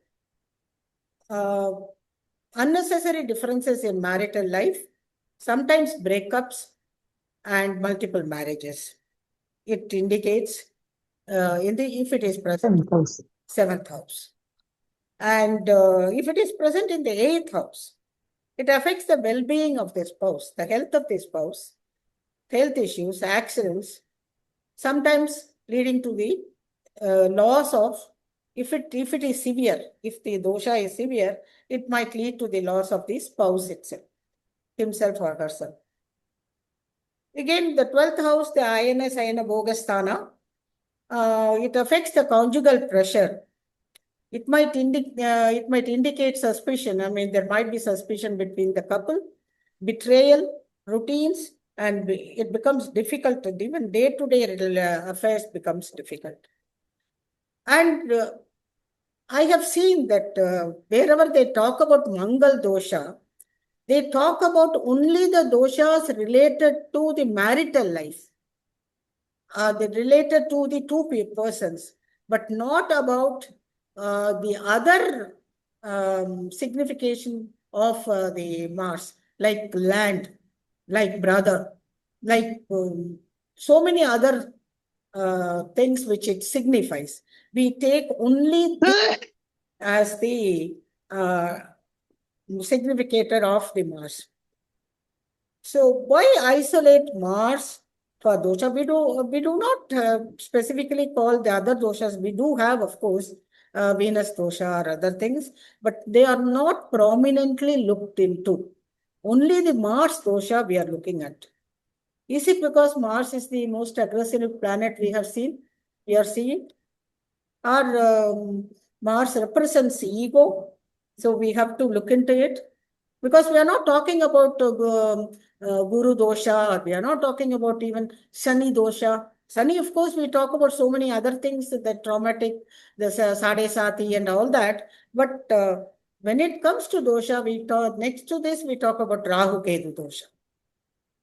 Mars represents husband in women's horoscope. So probably because it represents the male and the husband, do they cause the problems? Scorpio belonging to Mars indicates the genital organs.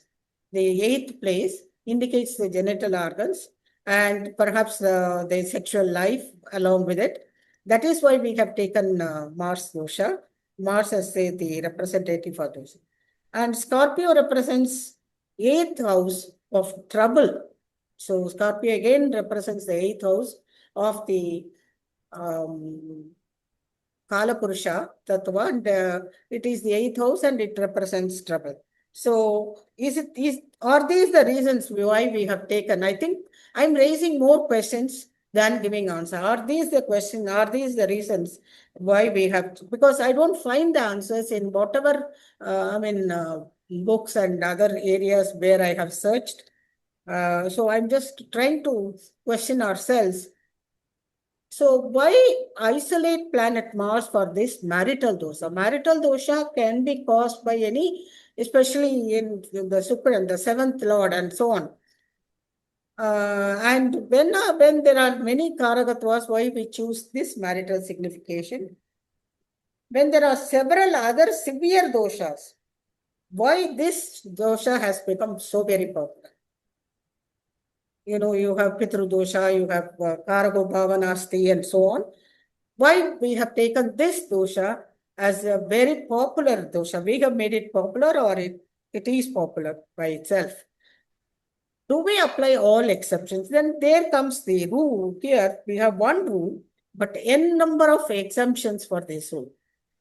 So if you look at the rule, wherever Mars sits, it causes dosha. But if you look at the exemptions, you can see that the Mars dosha does not exist at all. I'm just quoting a couple of exemptions. Persons born with Leo or Cancer as their Lagna are totally exempted from Mars dosha. Houses directly connected with Mars, like the Aries, which is the ruling house, Scorpio, the another ruling house, Capricorn, the house of exaltation, and Cancer, the house of debilitation, they are also exempted. Gemini and Virgo, if they come as the second house, then they are exempted. Mars, if conjoined with, so also like this, the Dhanod and Venus, they are also exempted for various reasons. I mean, there are a number of rules. I have just put in a couple of them. If they are conjoined with Jupiter, Moon, Mercury, or even Papa Grahas like Rahu, Ketu, they are exempted from, there is no dosha, because the Papa Grahas and Rahu, Ketu, they can follow Mars. Aspect of Jupiter will nullify this dosha, it says, and so on. So, but then there was a theory that Mars indicates the blood of human beings, especially the red blood cells, and the bone marrow from where the red blood cells are being generated and created and pumped into the circulatory system. So the RH factor, I don't know whether there is any research has been done in this area, but this has been an explanation for the Mars dosha, that the RH factor, yes, I can give a little explanation on this. The RH factor is either positive or negative. And in wherever the Mars dosha has to exhibit, the RH factor has to be positive in male, and RH factor will be absent in the female. It will be totally absent in the female. So when the first child is conceived, the mother and the child's blood do not come into contact at all. There is only the placenta, which is finger-like and gets the nutrients, and these nutrients are given to the baby. But when the child is being born, then you find that the blood comes into contact with the mother's blood also. And from that time onwards, the mother starts developing antibodies to this RH factor. RH factor is a type of a protein which is called the antigen. So for this antigen, the mother develops the antibodies. So the first child is not affected. But when the second child is conceived, the RH factor has developed antibodies in the mother's body, and the mother's body's antibodies start working on the RH factor of the baby. And the second baby is a stillborn baby. It is not a living baby. So that was earlier days. But nowadays, technology has grown to identify these factors and rectify these factors through technology. And RH factor is no more a problem in medical field now. But earlier, I don't know if somebody does research in this area, probably that will be useful. Then, okay, this is one question that is about the RH factor, about why we have chosen Mars. Another question is, for any event to take place in life, we have many planets, which has to work together to make that event happen. For example, if it is marriage, requires the second place, 7th place, 11th place, and 3rd place to join together so that the marriage happens, along with an appropriate transit also. So it is not only these places come into connection, but with appropriate transit, then the marriage happens. So also, if the marriage has to be dissolved, the 1, 6, 10 have to work together so that the marriage is dissolved. And one puja cannot be a judge and declare divorce to the couples. Generally, I understand from reading that the doshas delay the benefits and perhaps not deny them totally. If a crisis occurs, it is a presentation of the total horoscope, many planets, both in the horoscope and in the transit. Probably the horoscope of a person who is going to join them and all that combined together and bring in the event. Then you might ask a question, if there is a Kuja dosha, why is marriage delayed in most cases? Because we see that my son has Kuja dosha or my daughter has Kuja dosha, the marriage, she is yet to get married and all that, we keep on saying. Then why does this happen? If it is not to that extent deep enough, if we ask that question, Kuja dosha is a very simple type of dosha which can be understood by a common man.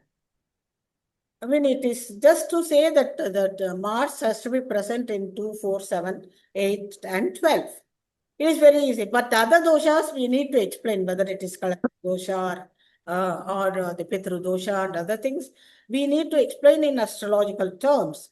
So a layman can understand it, and we find that in the matrimonial columns, when they put the seek the hand of a girl or a boy, they put there, we need Puja dosha horoscope.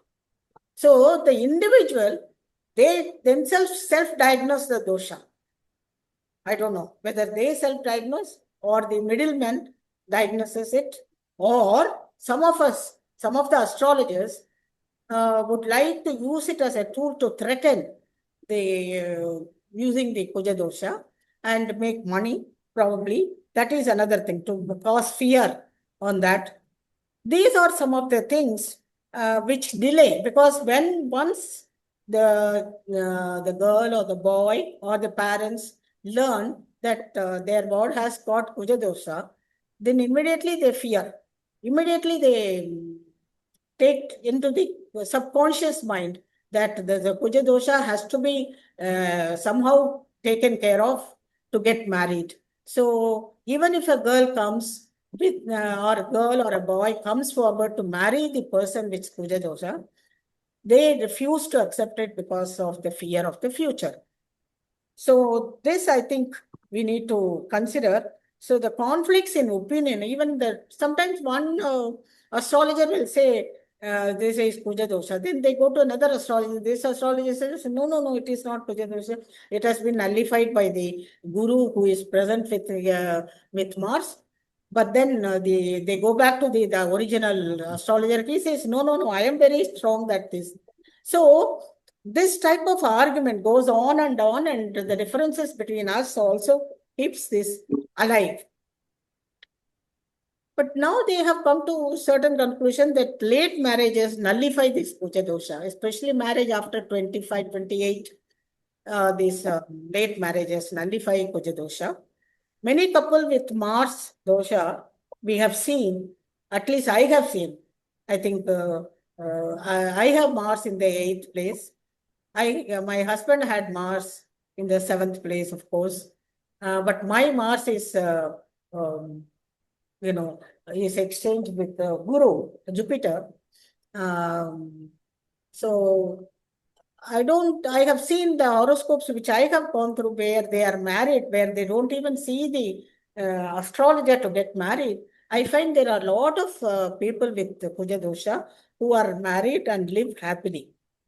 The mature nowadays also, because Mars is a behavioral problem due to ego, due to the various method of talking to the other person and so on, the behavioral problems. I think the people are more mature nowadays to tackle it in their life. Probably in certain cases where the Kuja dosha is there, it exhibits in the form of other significations like the sibling relationship or a problem with the land, court order in the land, and so on. I think that might be the case, and it may not actually reflect in the marriage. So some of the nivarana or parigara, even remedies, they think if you think that, I mean, now seeing all the exemptions, we see that no one might have, or 1 in a lakh person might have Kuja dosha, not even 1 in 100, because there are so many exemptions. So late marriage, if 1 in lakh has, and if the astrologer is talented enough to find it, look and suggest, then late marriage might help. In the extreme Kuja dosha, it is advisable to marry another native with the same intensity of Kuja dosha. This is what they suggest generally. Hanuman Chalisa, chanting Hanuman Chalisa on Thursdays, keeping breath on Tuesdays for Lord Subramanya, chanting mantras and offering prayers to planet Mars greatly help in mitigating the dosha. So I think these are some of the remedies that they have been indicating, and I don't know whether there is a questioning session or whether people would like to contribute. I think Kuja dosha is there, but Kuja dosha is not there to the extent with which we fear about the Kuja dosha. So it is not to the extent of fearing about the dosha. It is to a smaller extent we can consider like other doshas, and any parihara will not completely remove it. As we have seen, the pariharas will give the strength to overcome it, or the pariharas will slightly reduce the animosity of the dosha, and we might be able to bear it, like taking an umbrella in the rain.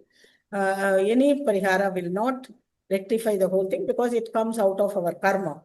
So there I think I stop. I thank the organizers for giving this opportunity for this session. Thank you, Honorable. Thank you very much, Thank you, madam. madam. Today you will give the Kuja dosha. Wonderful speech. Thank you very much once again. Next speaker, ಈಗ ಕುಜ ದೋಷ ಆದಮೇಲೆ next speaker ಬಂದ್ಬಿಟ್ಟು Indumati madam. Today she is talk about marriage matching. Welcome to our workshop madam. Indumati madam, please welcome to our workshop. ನಮಸ್ತೆ madam. ನಮಸ್ತೆ ma'am. 1 minute, I will connect the PPT.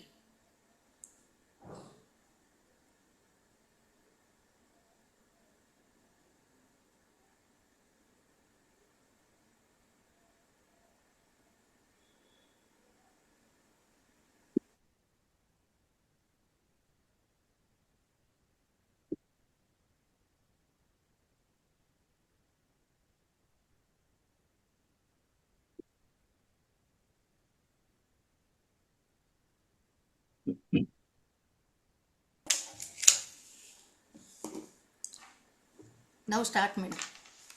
Okay. Yeah. என்னோட பேரு இந்துமதி. நான் ஃபுல்லா தமிழ்ல தான் பேச போறேன். இங்கிலீஷ் டிரான்ஸ்லேஷன் நான் பிடிஎஃப் ஷேர் பண்ணியிருக்கேன். அது குரூப்ல ஷேர் பண்ணீங்கன்னாக்கா அதை ஃபாலோ பண்றவங்க பார்க்கலாம். இங்கிலீஷ் தமிழ் 2 பிடிஎஃப் ஷேர் பண்ணியிருக்கேன். சொல்லுங்க மேடம், புரிஞ்சுக்கிறேன். சொல்லுங்க. Continue. ஓகே. நான் பேசிக்கா பாரம்பரிய ஜோதிடர் அப்படின்னு ட்ரெடிஷ்னல் பேஸ்ட் அஸ்ட்ராலஜி பாக்குறது. என்னுடைய முதல் குரு என்னுடைய தகப்பனார். எங்க அப்பாட்ட தான் நான் இது கத்துனேன். 98 to 2004 வரைக்கும் கத்துட்டு 2004ல இருந்து தனிப்பட்ட முறையில ஸ்ரீ துர்கா ஜோதிட நிலையம் அப்படிங்கிற பேர்ல திருவல்லிக்கேணி சென்னையில பிராக்டிஸ் பண்ணிட்டு இருக்கேன். Nearly 22 years completed. சுவாமி ஆசீர்வாதத்துல எல்லாம் நல்லபடியா போயிட்டு இருக்கு. அஸ்ட்ராலஜியை பொறுத்த வரைக்கும் திருமண பொருத்தம் அப்படிங்கிறது என்னோட பேஷன். ஸோ அதுல மேக்சிமம் எவ்வளோ நான் வந்து இன்ஃபர்மேஷன்ஸ் கொடுக்க முடியுமோ அவ்வளோ கொடுக்கணும் என்னுடைய சர்வே, என்னுடைய இயர் ஆஃப் ரோல் ஆஃப் டைம்ல அப்படிங்கிறது நான் ரொம்ப விரும்பி பண்ணிட்டு இருக்கிற ஒரு சப்ஜெக்ட். அண்ட் இதுல வந்து நான் பத்திரிகையில எழுதின புக்கை 2 புக்கு, விருக்ஷ சாஸ்திரம் அண்ட் உணவே பரிகாரம் அப்படிங்கிற பேஸ்ல 2 புக்கு எல்லாம் பப்ளிஷ் பண்ணியிருக்கோம். அண்ட் நவ் ஸ்டார் அகாடமியில ஒரு 10 வீடியோ, 10th வீடியோ வர சாட்டர்டே அன்னைக்கு இருக்கு. நியர்லி 10 வீடியோஸ் அபவுட் திருமண பொருத்தம் பத்தி மட்டுமே ஆல்மோஸ்ட் எல்லா வீடியோஸுமே வந்து ப்ரெசென்ட் பண்ணியிருக்கு. ஸோ அந்த அளவுக்கு திருமண பொருத்தம் மட்டுமே என்னுடைய மெஜாரிட்டி டாபிக்கா இருக்கும். எப்போ ஆல் த டைம் அதுவே தான் நான் மெஜாரிட்டி கான்சென்ட்ரேட் பண்ணியிருக்கேன். ஸோ இப்போ இதுல வந்து நாடி பொருத்தம் அப்படிங்கிறது நடுவுல ஸ்பெஷலா அந்த பொருத்தத்துல அஷ்டகூட்ல கூட நாடி பொருத்தம் அப்படின்னு வரும். ஸோ அந்த நாடி பொருத்தத்தை பாத வாரியா பிரிச்சு 108 பாதத்துக்கு வாதபித்த ஸ்லேத்மத்தை பிரிச்சு அதுபடி பொருத்தம் பார்க்கும்போது இன்னும் பர்ஃபெக்டா வருதுன்னு அதுக்கும் ப்ரெசென்ட் பண்ணியிருப்போம். ஸோ திருமண பொருத்தத்துல நாடி பொருத்தம் எவ்வளவு முக்கியம் அப்படிங்கிறதும் அதுல வரும். ஸோ அந்த மாதிரி நம்ம திருமண பொருத்தத்துக்கு வெரைட்டியா பாக்குற அடிப்படையில என்னோட ஒரு மெத்தடு, இப்ப எல்லாருமே வந்து ஜோதிடத்தை பொறுத்த வரைக்கும் ஒவ்வொரு மெத்தட் வச்சுட்டு இருப்போம். ஸோ 2ஆம் இடம் பார்க்கணும், 4ஆம் இடம் பார்க்கணும், 7, 8ஆம் இடம் பார்க்கணும், 12ஆம் இடம் பார்க்கணும். அது மாதிரி அது அவங்கவுங்களோட பாணியில எப்படி பார்க்கணுமோ பாருங்க. அது இல்லாம இப்ப நாம சொல்ற இப்போ ஒரு 13 பாயிண்ட் இப்ப பார்க்க போறோம். இதை வந்து இன்க்ளூட் பண்ணிக்கோங்க.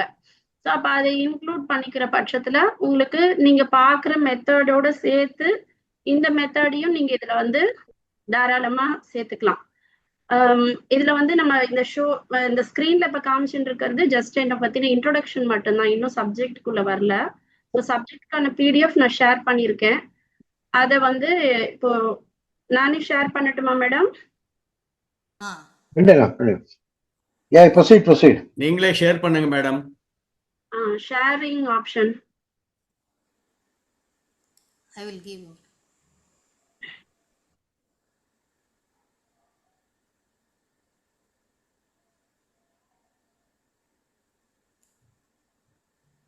திருமண பொருத்தம் அப்படிங்கிறது ஜெனரலா Rotate your mobile. Rotate your mobile urgently. Rotate your mobile. யாருக்கு சொல்றீங்க? Rotate your mobile. மேடம் உங்களுக்கு தான் மொபைலை ரொட்டேட் பண்ணி வைங்கன்னு சொல்றாங்க. வெர்டிகலா இருக்குது, ஹாரிசான்டலா வைங்கன்னு சொல்றாங்க.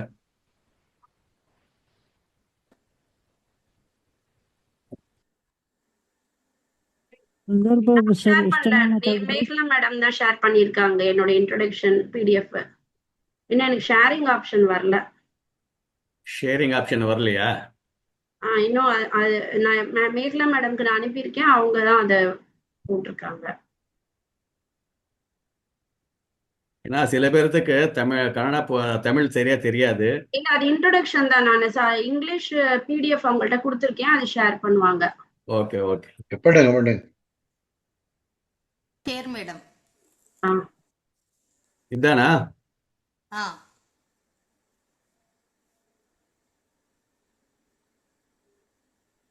ஷேர் பண்ணியாச்சா? Yes madam. Now you can share madam. Sharing option வரலையே.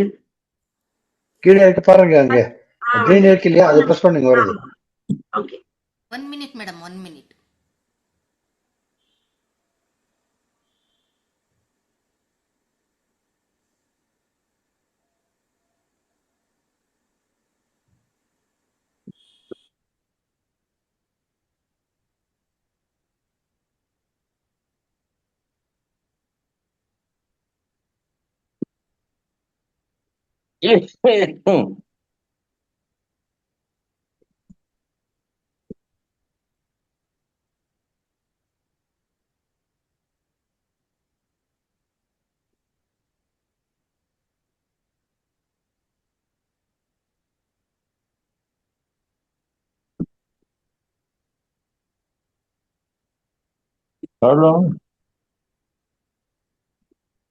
ஷேர் பண்ணட்டுமா? கண்டினியூ.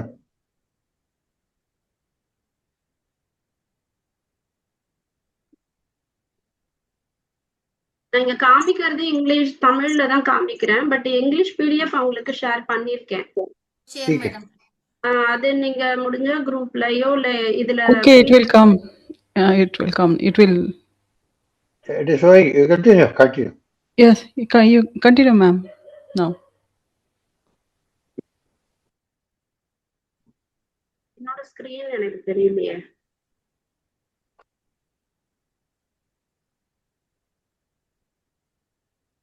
லெஃப்ட்ல இப்படி ஸ்டார்ட் பண்ணுங்க வரும். இப்படி ஸ்டார்ட் பண்ணும். இப்படி ஸ்டார்ட் பண்ணுங்க வரும். ஸ்லைட்ஸ் செல்போன்ல ஸ்டார்ட் பண்ணுங்க மேடம். Left side. left ஒரே ஒரு ஸ்லைடு பிரஸ் பண்ணுங்க வருது இப்போ ஸ்டார்ட் பண்ணுங்க மேடம். ஸ்லைடு மொபைல் இல்லையா ஸ்லைடு பிரஸ் பண்ணுங்க வருதா?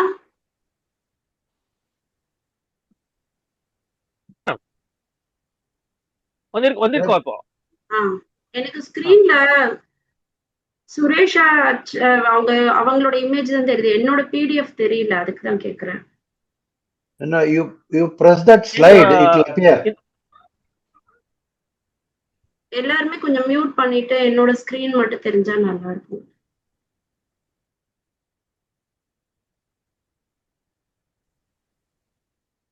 சரி, நான் படிக்கிறேன். ஸ்கிரீன் தெரியறதா பாருங்க. ஸோ இந்த Karnataka state federation of astrological இன்ஸ்டிடியூஷன்ஸ்க்கு என்னுடைய நன்றி, இந்த வாய்ப்பு எனக்கு கொடுத்ததுக்கு. அண்ட் என்னை ரெஃபர் பண்ணது செல்வ கணேஷ் அஸ்ட்ராலஜர், அவருக்கும் என்னுடைய தேங்க்ஸ் சொல்லிக்கிறேன். என்னுடைய இந்த சப்ஜெக்ட் உங்க எல்லாருக்கும் ரீச் ஆகணும், எல்லாருக்கும் புரியணும் அப்படிங்கிறது வேண்டிக்கிறேன் சுவாமி கிட்ட. டாபிக் வந்து பாத்தீங்கன்னா மேரேஜ் மேட்சிங் அப்படின்னு இருந்தா கூட திருமண பொருத்தத்தில் ஜோதிடர்களின் பங்கு அப்படிங்கிறது இதோடைய special title, role of astrologers in marriage matchings. So நம்ம மேரேஜ் மேட்சிங் பார்க்கும்போது நம்மளோட ரோல் என்ன இம்பார்ட்டன்ஸ், நம்ம என்ன மாதிரியான பொறுப்போட அந்த ஜோதிடத்தை மேட்சிங் பண்ணி கொடுக்கணும், நம்மளால பெனிஃபிட் அடையக்கூடியவங்க திருமண பொருத்தம் அப்படிங்கறது ஒரு அஸ்ட்ராலஜர் கிட்ட பார்த்ததுக்கு அப்புறமா ஃபர்தரா அவங்க லைஃப்ல ஃபுல் லைஃப் ஹாப்பியா இருக்கணும், வித் லாங்விட்டியோட இருக்கணும், இந்த ரீமேரேஜ் மாதிரியான பிரச்சனை வரக்கூடாது, டிவோர்ஸ் மாதிரியான பிரச்சனை வரக்கூடாது அப்படிங்கிறது ரொம்ப முக்கியமா நான் இதுல வந்து முயற்சி பண்ணி இதை வந்து நான் பண்ணிட்டு இருக்கேன். ஸோ இந்த மேட்சிங் பார்க்கறதுடைய முக்கியமான பர்பஸ் வந்து இதுதான். ஸ்கிரீன் தெரியுதா எல்லாருக்கும்? தெரியுது மேடம். ஓகே. என்னோட இது வந்து நான் டைட்டிலே இப்படிதான் கொடுத்துருக்கேன், எனது வழக்கத்தில் பின்பற்றும் திருமண பொருத்த வழிமுறைகள் அப்படிங்கிறது தான். ஸோ இதுல வந்து திருமண பொருத்தத்தை பொறுத்த வரைக்கும் நம்ம என்ன மாதிரி பார்ப்போம் அப்படின்னா, 2 negatives மேக் பாசிட்டிவ், இது ஒரு கான்செப்ட். இப்போ ஒரு தோஷ ஜாதகம் அப்படின்னா அதே மாதிரி சமதோஷ ஜாதகத்தோட மேட்ச் பண்றதுதான் மேட்சிங்கை பொறுத்த வரைக்கும் கரெக்டா இருக்கும். இப்போ தோஷம் இல்லாத ஜாதகம் இல்ல எவ்வளவு பவர் கம்மியான தோஷமா நம்ம அதுல எடுக்கிறோமோ அதுக்கு ஈக்குவலான கம்மியான தோஷமோ இல்ல தோஷம் இல்லாத ஜாதகத்தையோ தான் சேர்க்கணும். இதுல போத் சைடு மேட்சிங்ஸ் எவ்வளவு பர்ஃபெக்டா இருக்கோ அவ்வளவுக்கு அவ்வளவு அவங்க ஹாப்பியா இருப்பாங்க அப்படிங்கிறது. இதுல லக்னம், சந்திரன், சுக்கிரன் 3 ஆஸ்பெக்ட்ல நம்ம மேட்சிங்ஸ் பாக்குறோம். லக்னத்துல இருந்து மட்டும் இல்லாம சந்திரன்ல இருந்தும், லக்னத்துல இருந்து பார்க்கும்போது என்ன அடிப்படையில பார்ப்போமோ, லக்னத்துல இருந்து 2, 4, 7, 8, 12 எல்லாம் 5ஆம் இடம் எல்லாம் எப்படி பார்ப்போமோ அதே மாதிரியே சந்திரன்ல இருந்து பார்க்கணும். சுக்கிரன்ல இருந்து ராகு கேத்தோட பொசிஷன், செவ்வாய் சனி பொசிஷன், மற்ற கிரக அமைப்புகளை சுக்கிரன்ல இருந்து பார்க்கணும். ஸோ இதுல வந்து லக்ன அடிப்படையில பார்க்கும்போது என்ன பாக்குறோமோ அது அப்படியே சந்திரன்ல இருந்து ஈக்குவல் இம்பார்ட்டன்ஸ் கொடுத்து பார்க்கணும். இது ஒரு மெயின் கான்செப்ட். இதுக்கப்புறம் நம்ம நாகதோஷம் அப்படிங்கிறது ஒரு முக்கியமான டாபிக். நாகதோஷத்தை நிறைய பேர் எப்படி பிராக்டிஸ் பண்ணிருப்போம், லக்னத்துல இருந்தாலோ இல்ல 2ஆம் இடத்துல இருந்தாலோ இல்ல 7, 8ல ராகு கேத்து சம்பந்தப்பட்டிருந்தா அது நாகதோஷம் அப்படிங்கறது சொல்லுவோம். இத வந்து லக்னத்துல இருந்து மட்டும் இல்லாம சந்திரன்ல இருந்து இதை ஈக்குவலா எடுத்துக்கணும், அது ரொம்ப முக்கியம். இதுல ராகு இருந்தா ராகு ஆதிக்க நாகதோஷம், கேத்து இருந்தா கேத்து ஆதிக்க நாகதோஷம், அதை வந்து பிரிக்கணும். சோ நாகதோஷம் அப்படின்னு காமனா அதை வந்து சொல்லக்கூடாது. சோ இப்ப வந்து ராகு தோஷத்துக்கு கேத்து தோஷத்தை சேர்க்க மாட்டோம், கேத்து தோஷம் டிக்ளேர் பண்ணக்கூடிய ஜாதகத்துக்கு ராகு தோஷம் உறுதிப்படுத்தக்கூடிய ஜாதகத்தை சேர்க்க கூடாது. இது மாதிரி நாகதோஷத்தை 2ஆ பிரிக்கணும். இதுல வந்து இப்ப நம்ம முதல்ல என்ன சொன்னோம், நிறைய பேர் பாக்குறது லக்னத்துல இருந்து இல்ல சந்திரன்ல இருந்தே பார்த்தா கூட 7-8 ராகு கேத்துவ நாகதோஷம் சொல்றது வழக்கம். இப்ப நம்ம எப்படி சொல்றோம்னா, ராகு ஆதிக்க நாகதோஷம், கேத்து ஆதிக்க நாகதோஷம் அது பிரிக்கும் போது டுவர்ட்ஸ் ராகுவை நோக்கி போகக்கூடிய கிரகங்கள், டுவர்ட்ஸ் கேத்துவை நோக்கி போகக்கூடிய கிரகங்கள்னு அதை ஜாதகத்துல 2ஆ பிரிக்கிறோம். இப்ப எல்லா கிரகங்களும் ராகுவை நோக்கி போனாலோ கேத்துவை நோக்கி போனாலோ அது காலசர்ப்ப தோஷ ஜாதகம், யோக ஜாதகம்னு பிரிச்சிருவோம். இப்போ நம்ம சொல்ற மெத்தட் எப்படின்னா, எந்தெந்த கிரகங்கள்லாம் ராகுவை நோக்கி மூவ் ஆகுது, எந்தெந்த கிரகங்கள்லாம் கேத்துவை நோக்கி மூவ் ஆகுது அப்படின்னு ஜாதகத்தை 2ஆ பிரிச்சிடணும். அப்போ அதுல லக்னம், சந்திரன், சுக்கிரன் இது மூணுமே எந்த கிரகங்களை நோக்கி போகுதோ அதை ஏத்த மாதிரி அதை நான் ராகு ஆதிக்கம், கேத்து ஆதிக்கம்னு அதை வந்து ஸ்பெசிஃபை பண்ணணும். அதே மாதிரி குருல இருந்து பாக்குறது, சுக்கிரன், சூரியன்ல இருந்து கூட நம்ம பார்க்கும்போது அந்தந்த காரகத்துவத்துக்குரிய உறவுகளோட நல்ல நட்பு, ரிலேஷன்ஷிப் இருக்கிறதுக்கு அது ரொம்ப ஹெல்ப்ஃபுல்லா இருக்கு. இப்போ ஒரு காலசர்ப்ப தோஷ ஜாதகம் ராகுவை நோக்கி போகக்கூடிய ஜாதகமே எக்ஸாம்பிளுக்கு எடுத்துட்டா கூட அதே மாதிரி இருக்கிற ஒரு ஜாதகத்துக்கு மேட்ச் பண்ணும்போது அவங்க அந்த நாகதோஷத்தினாலேயோ காலசர்ப்ப தோஷத்தினாலேயோ வரக்கூடிய ஸ்ட்ரகிள்ஸ் லைஃப்ல ஃபேஸ் பண்ணா கூட அண்டர்ஸ்டாண்டிங்லயோ வேவ் லென்த்லயோ அவங்களுக்குள்ள எந்த ப்ராப்ளமும் வராது. இதை பேஸ் பண்ணி தான் நம்ம இதை வந்து இந்த ராகு கேத்து தோஷத்தை பிரிக்கிறோம். ஸோ இதை பிரிக்கிறத நம்ம வந்து ஒரு 3-4 ஹாரோஸ்கோப் மேட்ச், இது எக்ஸாம்பிள் ஹாரோஸ்கோப்ஸ் இதுல கொடுத்துருக்கேன். டைமை பொறுத்து நான் அதை எக்ஸ்பிளைன் பண்றேன், இல்லைனாலும் பிடிஎஃப் ஷேர் பண்ணுவாங்க, அதுல இப்ப நம்ம கொடுக்குற எக்ஸ்பிளனேஷன்ஸ் வச்சு நீங்க அப்ளை பண்ணி பார்க்கலாம். அண்ட் செவ்வாய் தோஷத்தை வச்சு பார்க்கும்போது லக்னத்துக்கு 7-8ல செவ்வாய் இருந்ததுன்னா அதே மாதிரி 7-8 செவ்வாய் தான் சேர்க்கணும். 2-4-12 செவ்வாய 2-4-12 செவ்வாயோட தான் சேர்க்கணும். அது ஒரு கான்செப்ட். இது செவ்வாய் தோஷத்துக்கு. இப்ப இதே மாதிரி வந்து இப்ப டிவோர்ஸ் அப்படிங்கிறது நிறைய ஜாதகத்துக்கு ரொம்ப காமனா நடக்கிறது. இப்போ ரீமேரேஜ் நடக்குது. இன்னும் கூடுதலா சொல்ல போனா இல்லீகல் கான்டாக்ட்ஸ், தேவையில்லாத நட்புனால வரக்கூடிய உறவுகள், இப்படி நிறைய விஷயங்கள் வருது. அப்ப எதனாலலாம் பிரிவுகள் வர்றதுக்கான வாய்ப்பு இருக்கு? ஏன் டிவோர்ஸ் நிறைய நடக்குது? ஆரம்ப காலகட்டத்துல திருமண பொருத்தத்துக்கு பார்க்கும்போது, மேட்சிங்ஸ் பார்க்கும்போது ஃபேமிலி ப்ராப்ளம்ஸ், இந்த மாதிரியான பிரிவுகள், பிரச்சனைகள்லாம் வந்து 20 இயர்ஸ் பேக் வந்து டிவோர்ஸ் அவ்வளோ இல்லை. இப்போ அதுக்கப்புறம் ஒரு 15 இயர்ஸ், ஒரு 6 வருஷம் 7 வருஷம் கழிச்சு பார்க்கும்போது நிறைய டைவர்ஸ் பார்த்துட்டே இருக்கும். இப்ப எப்படி இவ்வளோ டிவோர்ஸ் நடக்குது, என்ன காரணம் அப்படின்னு யோசிக்கும் போது எனக்கு வந்து தமிழ்ல சப்தரிஷி நாடி அப்படிங்கிற ஒரு புக் வந்து எனக்கு 2006ல வந்து கிடைச்சது. அந்த புக்ல எனக்கு கிடைச்ச ஒரு நிறைய இன்ஃபர்மேஷன்ஸ் அதுல இருக்கும். ஒரு லக்னத்துக்கு ஒரு வால்யூம் அப்படின்னு 12 லக்னத்துக்கு 12 வால்யூம்.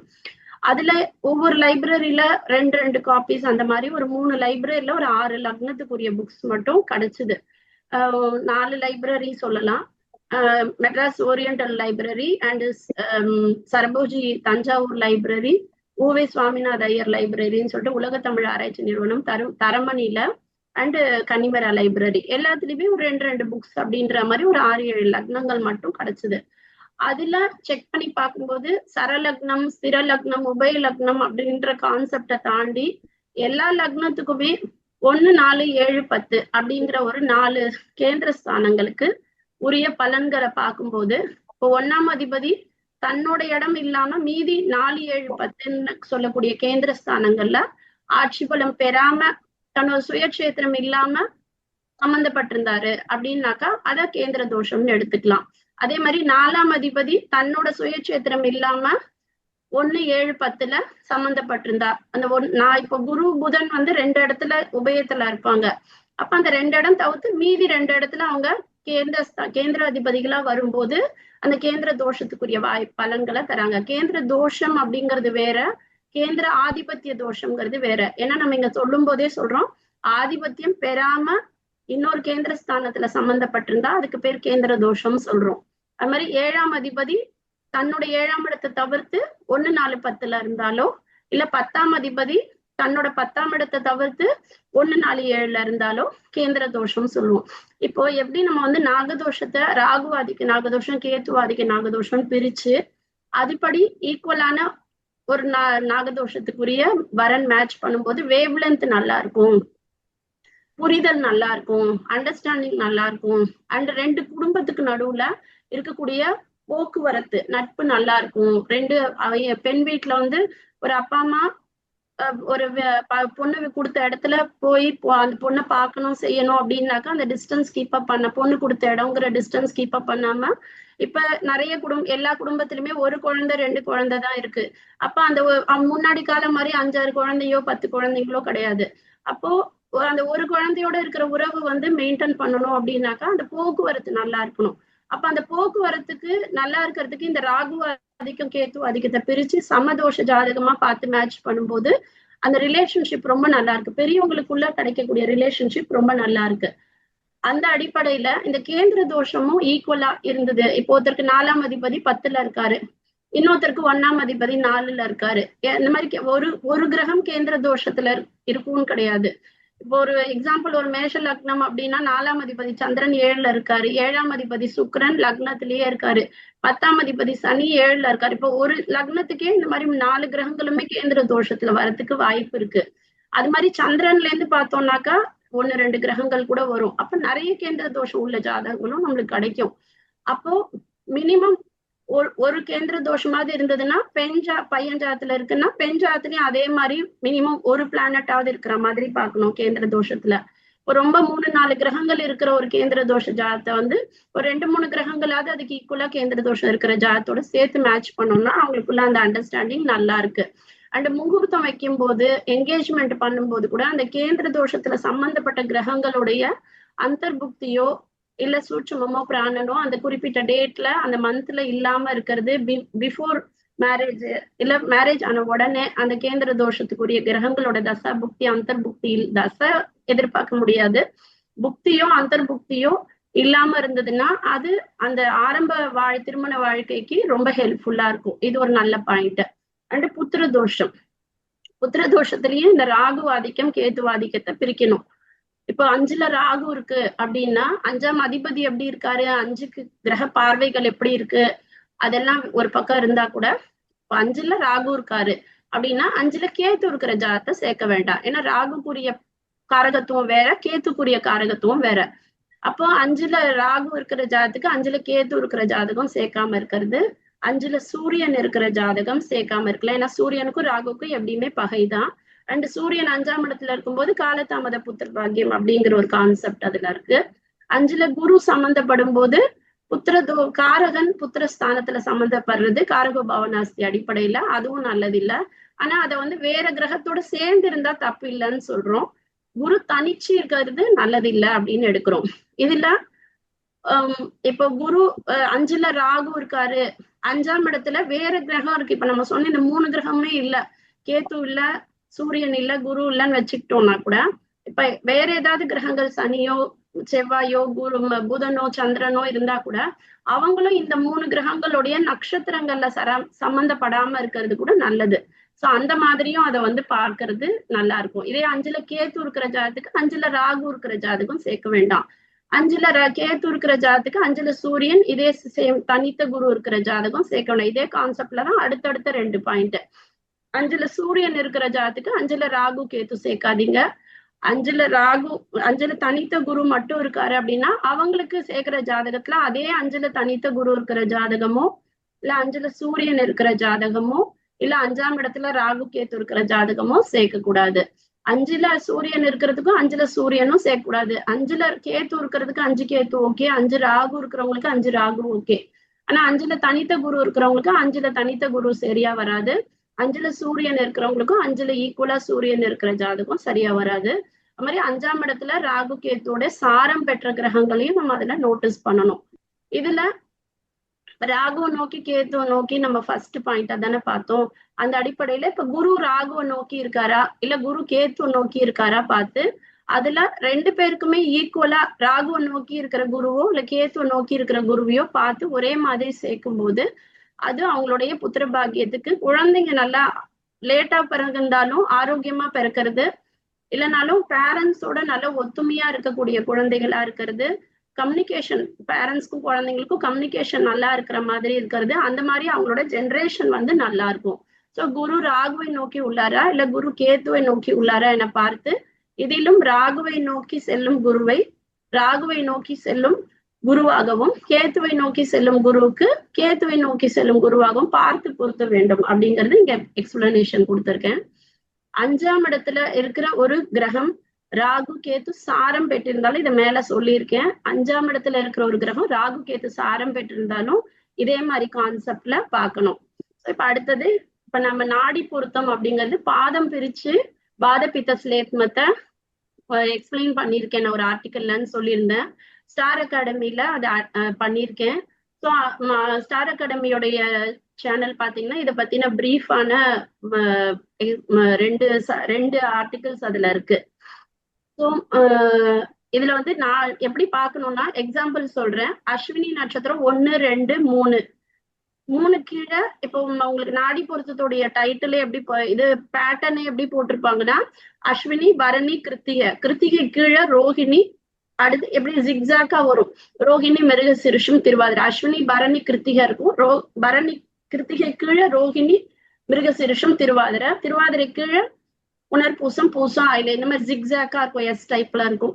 அப்போ அதே மாதிரி பாதத்தை பிரிங்க. அஸ்வினி 1, 2, 3 வாதம் பித்தம் ஸ்லேத்மம்.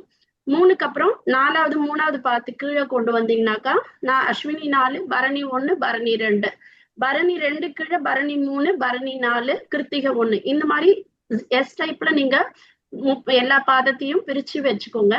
ஹெட் வந்து வாதம் பித்தம் ஸ்லேத்மம்னு போட்டுக்கோங்க. அதுல யார் யாரெல்லாம் வாத நட்சத்திரமா வாதத்துல வருதோ, யாரோட நட்சத்திர பாதம் வந்து வாத நட்சத்திரத்துல வருதோ அதே ஈக்குவல் வாத நட்சத்திரம் உள்ள நட்சத்திரத்தை பொருத்தாம இருக்கிறது நல்லது. பித்த நட்சத்திரத்துல வர்றத பித்த நட்சத்திரத்துல பொருத்தாம இருக்கிறது நல்லது. பொதுவா 2 பேருமே வாத நட்சத்திரமா இருந்தா அது வந்து பெண்களுக்கு ஆகாது, பெண்ணுடைய ஆரோக்கியத்துக்கு உயிருக்கு நல்லது இல்ல. 2 பேருமே பித்த நட்சத்திரமா இருந்தா ஆணுடைய ஆரோக்கியத்துக்கும் ஆயுளுக்கும் நல்லது இல்லைங்கிறது பொதுவான கருத்து. ஆனா இந்த நட்சத்திர அடிப்படையில தான் நிறைய புக்ல கொடுத்துருக்கோம். பாத அடிப்படையில பிரிச்சு சேர்க்கும் போது அது ரொம்ப நல்ல பலன் கொடுக்குது. இந்த தசா புக்திலையும் கால்குலேட் பண்ணி ஹெல்த் விஷயமா ப்ரிடிக்ட் பண்றதுக்கும் ரொம்ப யூஸ்ஃபுல்லா இருக்கு. அண்ட் லக்ன அடிப்படையில 2 பேரோட லக்னமும் சஷ்டாஷ்டகமா இருக்கக்கூடாது. எல்லாரும் ராசி சஷ்டாஷ்டகம் பார்ப்பாங்க. இப்ப நிறைய எல்லாருமே லக்ன சஷ்டாஷ்டகம் பார்க்க ஆரம்பிச்சிட்டாங்க. நான் ஆரம்பத்துல 20 இயர்ஸ் முன்னாடி வந்த புதுசுல லக்ன சஷ்டாஷ்டகம் அத்தனை பேர் பார்க்கல. அப்போ ஆரம்பிச்ச பேட்டர்ன் இது. அதே மாதிரி தசா சந்தி வந்து ஒருத்தருக்கு ஒரு தசை முடிஞ்சு அதே தசை இன்னொருத்தருக்கு 180 டேஸ்ல 180 நாள்ல ஆரம்பிக்கிறது அப்படின்னாக்கா அததான் தசா சந்தி சொல்லணும். 2 பேருக்கும் ஒரே தசை நடந்தது அப்படின்னா அதுக்கு பேர் ஏகதசை. அப்ப ஏகதசையை பத்தி கவலை கிடையாது. இவங்களுக்கும் குரு தசை தான் நடக்குது, அவங்களுக்கும் குரு தசை தான் நடக்குதுன்னா குருவோட ஸ்தான பலத்தை வச்சுதான் நம்ம அதை முடிவு பண்ணுமே தவிர குரு நல்லா இருக்காரா, எத்தனை வருஷம் இருக்காரு கல்யாணம் ஆகி, அப்ப எத்தனை வருஷம் அவங்களுக்கு அந்த இல்ல கல்யாணத்துக்கு அப்புறம் எத்தனை வருஷம் கழிச்சு 2 பேருக்கும் ஒரே தசை வருதோ அப்ப அவங்களுக்கு அது வளர்ச்சி தருமா இல்லையா அந்த மாதிரி வேணா பார்க்கலாமே தவிர தசா சந்தி அப்படிங்கிறது ஒருத்தருக்கு ஒரு தசை முடிஞ்சு அதே தசை இன்னொருத்தருக்கு ஆரம்பிச்சாதான் அதுக்கு பேர் தசா சந்தி. அது மாதிரி 180 நாளைக்குள்ளேயோ இல்ல ஒரு வருஷத்துக்குள்ளேயோ வந்ததுன்னா அது கல்யாணம் ஆனதுல இருந்து ஒரு 25 வருஷம் ஆயிருக்கணும். இல்ல மினிமம் 20 வருஷத்துல இருந்து 25 வருஷத்துக்கு மேல அது மாதிரி வந்தா அந்த மாதிரி ஜாதத்தை தான் பொருத்தலாம். அதுக்குள்ள வந்ததுன்னா அந்த ஜாதத்தை பொருத்துறது நல்லது இல்லை அப்படிங்கிறது ஒரு கால்குலேஷன். அண்ட் இது இல்லாம நட்சத்திர பொருத்தத்துல அவங்க பெண்ணுடைய நட்சத்திரத்துல இருந்து 3, 5, 7 இந்த கவுண்டிங்ல வரக்கூடிய விபத்தாரை, 5வது நட்சத்திரம், 7வது வதத்தாரை அண்ட் வைநாசிகம் சொல்லக்கூடிய 88வது பாதம் இது எல்லாத்தையும் வந்து நம்ம சேர்க்காம பார்த்து மற்ற நட்சத்திரங்களை பார்த்து மேட்ச் பண்றது நல்லது. தசவித பொருத்தம் அண்ட் அஷ்டக்கூட்டு அந்த மாதிரியான விஷயங்கள்லாம் பார்க்கும்போது அதுக்கெல்லாம் எவ்வளவு ப்ரியாரிட்டி தரோமோ அது வந்து ஒரு 10% அதோட சப்போர்ட் இருந்தாலே போதுமானது. ஜாதக கட்ட பொருத்தம் தான் நமக்கு ரொம்ப முக்கியம். அண்ட் இப்போ ரஜு பொருத்தமே இல்லைன்னா கூட வேதை பொருத்தம் பார்த்தா போதும். ஆனா அது சஷ்டாஷ்டகத்திலே ரிஜெக்ட் ஆயிடும். அது மாதிரி நம்ம எதுக்கு இம்பார்ட்டன்ஸ் கொடுக்கணுமோ அதை பார்த்து பண்ணலாம். ஆரோகணம் அவரோகணம் எல்லாம் வச்சு ஆரோகண நட்சத்திரங்களை மேட்ச் பண்ணலாம். அது மாதிரி பார்த்து பண்றது நல்லது. நட்சத்திர பொருத்தத்துக்கு ரொம்ப ப்ரியாரிட்டி கொடுக்கணுங்கிறது கிடையாது. இந்த வதத்தார 5வது நட்சத்திரம், 7வது நட்சத்திரம், வைநாசிகம் இது மாதிரியான விஷயங்களுக்கு நம்ம முக்கியத்துவம் கொடுத்தாலே போதுமானது. இதே மாதிரி இப்ப எப்படி நாகதோஷம் செவ்வாதோஷம் 7, 8ல இருந்தா 7, 8ல இருக்கிறவங்களுக்கு பண்ணணும், 2, 4, 12க்கு இருந்தா 2, 4, 12க்கு பண்ணணும்னு சொல்றோமோ அது மாதிரி 7ல சனி இருந்தா அதே மாதிரி 7ல சனி இருக்கிற ஜாதத்துக்கு கொடுக்கறது நல்லது. அதுல இப்ப 7ல சனி இல்ல வேற ஏதோ கிரகம் இருக்கு, ஆனா 7ல சனியோட நட்சத்திரத்துல இருக்கு. அப்போ ஆப்போசிட் பர்சனுக்கு அதே மாதிரி 7ல சனி இருக்கிற ஜாதகமோ இல்ல 7ல சனி சம்பந்தப்பட்ட ஜாதகம் சனி நட்சத்திரத்துல இருக்கிற ஜாதகமோ சேர்க்கலாம். எப்பவுமே சாரநாதனை பார்த்தும் நம்ம வந்து மேட்ச் பண்றது ரொம்ப நல்லது. அந்த கிரகம் தான் அங்க இருக்கணும் அப்படிங்கிறது கிடையாது. அது மாதிரி 7ல சுக்கிரன் இருக்கிற ஜாதகத்துக்கு 7 சுக்கிரன் ஜாதகம், 7ல சுக்கிரன் சாரம் பெற்ற ஜாதகமா இருந்தாலும் அதே மாதிரி 7ல சுக்கிரன் இருக்கிற ஜாதகத்தையோ இல்ல சாரம் பெற்ற ஜாதகத்தையோ சேர்க்கலாம். மாதிரி 7ல ஒரு கிரகம் இப்ப சனி இருக்கு இல்ல சனி நட்சத்திரத்துல ஒரு கிரகம் இருக்குன்னா 7ல சுக்கிரன் இருக்கிற ஜாதகமோ இல்ல 7ல சுக்கிரன் சாரம் பெற்ற ஜாதகமோ கண்டிப்பா சேர்க்க கூடாது. இது ஜஸ்ட் ஆப்போசிட்டா வேலை செய்யும். அது மாதிரி 7ல ஒருத்தருக்கு சுக்கிரன் இருக்கு அப்படின்னா 7ல சனி இருக்கிற ஜாதத்தை சேர்க்கக்கூடாது. இது ஒரு வகையான கலத்திர தோஷம், அது ஒரு வகையான கலத்திர தோஷம். இப்ப 7ல சனி இருந்ததுன்னா இதை வந்து உணர்வு சொல்லிட்டு அதை பிரிச்சிருவாங்க. அது மாதிரி இல்ல, அது கலத்திர தோஷம்ன்ற கான்செப்ட்லயே எடுத்துக்கலாம். அது வந்து திருமணத்தை நடக்காம பண்றதோ இல்ல திருமணத்துக்கு பாதிப்பு கொடுக்கறதோ மட்டும் கிடையாது. அது வந்து இப்ப ஒருத்தருக்கு 7ல சனி இருக்கு இன்னொருத்தருக்கு இல்ல அப்படின்னாக்கா என்ன மாதிரியான பிரச்சனை கொடுக்கும் அப்படின்னா டேஸ்ட் டிஃபரன்ஸ்ல பிரச்சனை தரும். ஒரு 2 பேருக்கும் ஒருத்தருக்கு என்ன பிடிக்குதோ அது ஆப்போசிட் பர்சனுக்கு சுத்தமா பிடிக்காது. 2 பேருக்கு 7ல சனி இருக்கிற ஜாதத்துக்கு அந்த மாதிரி இருக்காது. ஒருத்தருக்கு இருந்து ஒருத்தருக்கு இல்ல அப்படின்னா மட்டும்தான் அவங்களுக்கு அந்த மாதிரியான பிரச்சனை வரும்.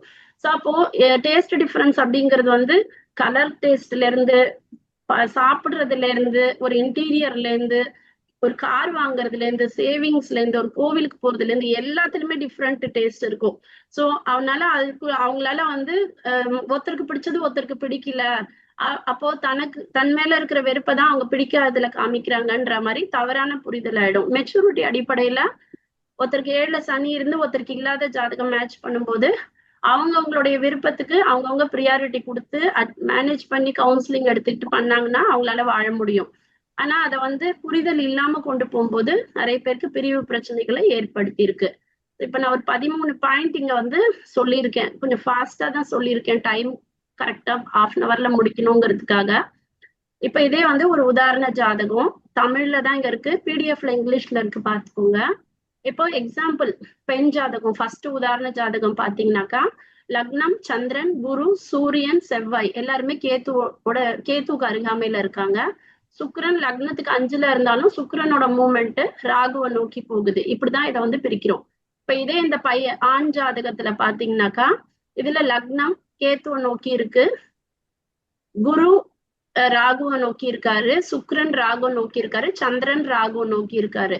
இப்ப இதுல சந்திரன் இங்க கேத்து நோக்கி இருக்காரு, இங்க ராகு நோக்கி இருக்காரு. ஆனாலும் இவங்க 2 பேரும் வசிய ராசியா வரும்போது இவங்களுக்குள்ள அட்ஜஸ்ட்மெண்ட்ஸ் இருந்தது. லக்னமும் வசியம் தான். சோ பெண் லக்னம் ரிஷபமா இருக்கும்போது ஆண் லக்னம் துலாமா இருக்கும்போது இதுவும் வசிய ராசியில வந்தது. இந்த அடிப்படையில இது மேட்ச் ஆச்சு. அண்ட் 2 பேருக்குமே சுக்கிரன் முக்கியமா ராகு நோக்கி இருக்கிறதுனால அவங்களுக்குள்ள அந்த அட்ராக்ஷன்ஸ் வந்து நல்லா வேலை செய்யுது.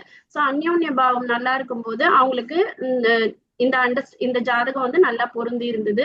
இதுல சந்திரன்ல இருந்து 7ல செவ்வாய் இருப்பாரு, இதுலயும் சந்திரன்ல இருந்து 2ல லக்னத்துல இருந்து 4ல தான் இருக்கு. பட் இந்த கப்பிள்ஸ் வந்து அண்டர்ஸ்டாண்டிங்ல ரொம்ப நல்லா இருக்காங்க. இங்க செவ்வாய் ஆட்சி பலத்தோட இருக்கிறதுனால இதை வந்து நம்ம கடுமையான செவ்வாய் தோஷமா எடுக்கல. அண்ட் இதே 2வது ஹாரஸ்கோப்ல பாத்தீங்கன்னா லக்னத்துல ராகு சந்திரனுக்கு 2ல, இதுல அதே மாதிரி கேந்திர தோஷம். இந்த ஃபர்ஸ்ட் ஹாரஸ்கோப்ல பாத்தீங்கன்னா லக்னத்துக்கு 7ஆம் அதிபதி 4ஆம் இடத்துல செவ்வாய் சம்பந்தப்பட்டிருக்காரு பெண் ஜாதகத்துல. இதே பையன் ஜாதகத்துல 4ஆம் அதிபதி லக்ன கேந்திரத்திலேயே சம்பந்தப்பட்டிருக்காரு. சோ ஒரு கிரகம் தான் 2 பேரோட ஜாதகத்திலயும் அந்த கேந்திர தோஷத்துல இருக்கு. இப்ப இதே இந்த 2வது ஜாதகத்துல பார்த்தோம்னாக்கா லக்னத்துக்கு 2ல சந்திரனுக்கு 2ல கேத்து, மத்த எல்லா கிரகங்களுமே ராகுவை நோக்கி மூவ் ஆகுது. இங்க ஆண் ஜாதகத்துல பாத்தீங்கன்னா சந்திரன் கேத்து நோக்கி போறாரு, மத்த எல்லா கிரகங்களுமே ராகுவை நோக்கி மூவ் ஆகுது. சோ இது ஒரு நல்ல மேட்சிங். இத்தனைக்கும் 2 பேரும் ஒரே ராசி தான். இதுல கேந்திர தோஷம் பார்த்தோம்னாக்கா லக்னத்துக்கு 4ஆம் அதிபதி 10ஆம் இடத்துல செவ்வாய் இருக்காரு, லக்னாதிபதியே 10ல தான் இருக்காரு. சந்திரன் அடிப்படையில பார்த்தாலும் ராசிநாதன் 4ஆம் இடத்துல இருக்காரு, 10ஆம் அதிபதி 4ஆம் இடத்துல இருக்காரு. 4 கிரகங்கள் இதுல கேந்திர தோஷத்துல வருது. இப்ப இந்த ஜாதகத்துல பார்த்தோம்னாக்கா லக்னத்துக்கு 7ஆம் அதிபதி லக்னத்துக்கு 10ல சுக்கிரன் வராரு, சந்திரனுக்கு 4ஆம் அதிபதி சந்திரனுக்கு 10ல வராரு. மினிமம் 2 கிரகங்களாவது இங்க கேந்திர தோஷத்துல மேட்சிங்கா இருக்கு. 2 பேருக்குமே லக்னத்துல ராகு, இங்க 2 பேருக்குமே சந்திரன் கேத்து நோக்கி போறாரு, குரு ராகு நோக்கி போறாரு. இங்கேயும் குரு சுக்கிரன் எல்லாருமே ராகு நோக்கி போறாங்க. இவங்கள ரொம்ப நல்ல அண்டர்ஸ்டாண்டிங்கா வாழக்கூடிய ஜாதகர்கள். இதே வந்து தேர்ட் ஹாரஸ்கோப் எடுத்தோம்னாக்கா இதுலயும் லக்னத்துக்கு 2ல கேத்து வருவாங்க. சிம்ம ராசி, சுக்கிரன் கேத்துவை நோக்கி போறாரு, சந்திரன் குரு ராகுவை நோக்கி போறாங்க. இங்கேயும் லக்னா அண்ட் பிளானட் பொசிஷன் சொல்லுங்க மேடம். லக்னா அண்ட் பிளானட் பொசிஷன் சொல்லுங்க மேடம். மிதுன லக்னம் 2ல கேத்து, 3ல சந்திரன், 6ல குரு, 8ல செவ்வாய் ராகு, 11ல சுக்கிரன் புதன், 12ல சனி குரு. இவங்க வந்து ஆண் ஜாதகம். இதே வந்து பெண் ஜாதகத்துல பார்த்தோம்னாக்கா மேஷ லக்னம், லக்னத்திலேயே கேத்து, இங்க லக்னத்துக்கு 2ல கேத்து, இங்க லக்னத்திலேயே கேத்து, குரு சந்திரன் எல்லாருமே வந்து ராகுவை நோக்கி போறாங்க. இங்கேயும் குரு சந்திரன் ராகுவை நோக்கி போறாங்க. இங்க சுக்கிரன் கேத்துவை நோக்கி போறாரு. அந்த லக்னத்துல இருந்து சந்திரன்ல இருந்து குரு சுக்கிரன் எல்லாருமே ராகு கேத்துவை நோக்கி ஈக்குவலா பயணிக்கிறாங்க. இதுல பாத்தீங்கன்னாக்கா லக்னத்துல இருந்து 7ல செவ்வாய் வருவாரு. இங்க லக்னத்துல இருந்து 8ல செவ்வாய் வருவாரு. இங்கேயும் செவ்வாய் ராகுவோட தான் இருக்காரு, இங்கேயும் செவ்வாய் ராகுவோட தான் இருக்காரு. இவங்களும் நல்ல அண்டர்ஸ்டாண்டிங்கா வாழக்கூடிய ஜாதகர். அண்ட் இது 4வது ஹாரஸ்கோப்பும் சொல்லிடுறேன். இதுல வந்து இவங்களுக்கு வந்து கொஞ்சம் பேபி பர்த் இல்ல. அது எதனால, இதுல வந்து நாடி பொருத்தம் வராது. இவங்க திருவோண நட்சத்திரம், இவங்க ரேவதி நட்சத்திரம். பாத அடிப்படையில நாடி பொருத்தம் வரல. 2007ல கல்யாணம் ஆனவங்க. இங்க லக்னத்துல சந்திரனோட கேத்து சம்பந்தப்பட்டிருக்காரு, சுக்கிரன் ராகுவோட சம்பந்தப்பட்டிருக்காரு, இங்க சந்திரன் கேத்துவோட சம்பந்தப்பட்டிருக்காரு ஆண் ஜாதகத்துல. மிதுன லக்னம், லக்ன சுக்கிரன் ராகுவோட ஸோ 2 பேருக்குமே சந்திரனும் சுக்கிரனும் ராகு கேத்துவோட ஈக்குவலா சம்பந்தப்பட்டிருக்காங்க. கேந்திர தோஷம்னு எடுத்தோம்னாக்கா பெண் ஜாதகத்துல லக்னத்துக்கு 4ஆம் அதிபதி 10ஆம் இடத்துல சம்பந்தப்பட்டிருக்காரு. லக்னத்துக்கு 7ஆம் அதிபதி லக்ன கேந்திரத்துலதான் சம்பந்தப்பட்டிருப்பாரு. பையனுக்கு 7-10க்குரியவர் 4ஆம் லக்ன கேந்திரத்துல இருப்பாரு. சந்திரன் அடிப்படையிலையும் 1-7க்குரியவர் சந்திரனுக்கு 4ஆம் இடத்துல இருப்பாரு. சோ இங்க லக்னத்துல இருந்து குரு கேந்திர தோஷத்துல வராரு, சந்திரன்ல இருந்து குரு கேந்திர தோஷத்துல வராரு. சோ வசிய ராசி 2 மகரம் மீனம் வசிய ராசி ரொம்ப அண்டர்ஸ்டாண்டிங்கா இருக்கிற கப்பிள்ஸ். ஆனா பேபி பர்த் இல்ல. இவங்களுக்கு லக்னத்துல இருந்து 5ல சூரியன், இவங்களுக்கு அந்த மாதிரி இல்ல. ஆனா குரு புத்திரகாரகன் சூரியனோட சேர்ந்து அஸ்தங்கமாயி லக்னத்துக்கு 8ல போய் மறைஞ்சிட்டாரு. ஆனா 3-12ஆம் அதிபதி மறையறதுல ஒன்றும் தப்பு கிடையாது. ஆனாலும் இவங்களுக்கு பேபி பர்த் இல்ல, நாடி பொருத்தம் இல்ல இந்த ஜாதகத்துல. அண்ட் 5வது ஜாதகம் பார்த்தோம்னாக்கா லக்னம் கடக லக்னம், இது வந்து பெண் ஜாதகம். சுக்கிரன் சந்திரன் ராகுவோட தொடர்புல இருக்காங்க, லக்னம் கேத்துவோட தொடர்புல இருக்கு. இதுல கேந்திர தோஷம் அப்படிங்கிறது இல்ல. இந்த ஜாதகத்துல லக்னம் ஆண் ஜாதகத்துல கடக லக்னம், சேம் லக்னம் கேத்துவோட தொடர்புல இருக்கு. இங்கேயும் அதே மாதிரி சுக்கிரன் குரு சந்திரன் எல்லாருமே ராகுவோட தொடர்புல இருக்காங்க. இதுலயும் கேந்திர தோஷம் இல்ல. சோ 2 கேந்திர தோஷம் இல்லாத ஜாதகம், ஒரே நட்சத்திரம் 2 பேரும், இவங்களும் நல்லா இருக்காங்க.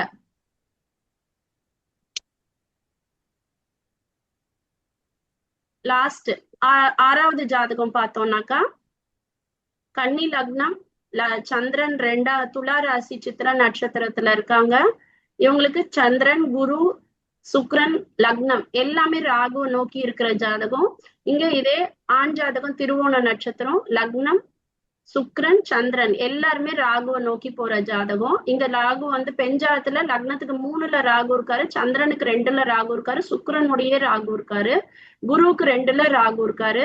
இங்க குருவுக்கு 5ல ராகு இருக்காரு, சுக்கிரனுக்கு 4ல ராகு இருக்காரு, லக்னத்துக்கு 2ல ராகு இருக்காரு, சந்திரனுக்கும் 5ல தான் ராகு இருக்காரு. பட் இவங்களுக்கு வந்து இந்த 5 ராகு, இந்த குருவுக்கு 2ல ராகு, இதெல்லாம் வந்து புத்திர தோஷம் அந்த மாதிரியான பிரச்சனை எல்லாம் கொடுக்கல. அழகா 2 குழந்தைங்க இருக்கு, இவங்களுக்கு நல்லா இருக்காங்க. ஸோ இவங்க 2 பேருமே ஒருத்தர் வந்து நல்ல பேங்க் மேனேஜரா இருக்காங்க, இன்னொருத்தர் வந்து நல்ல லாயரா இருக்காங்க, ரொம்ப நல்லா பிராக்டிஸ் பண்ணி வாழ்ந்துட்டு இருக்காங்க.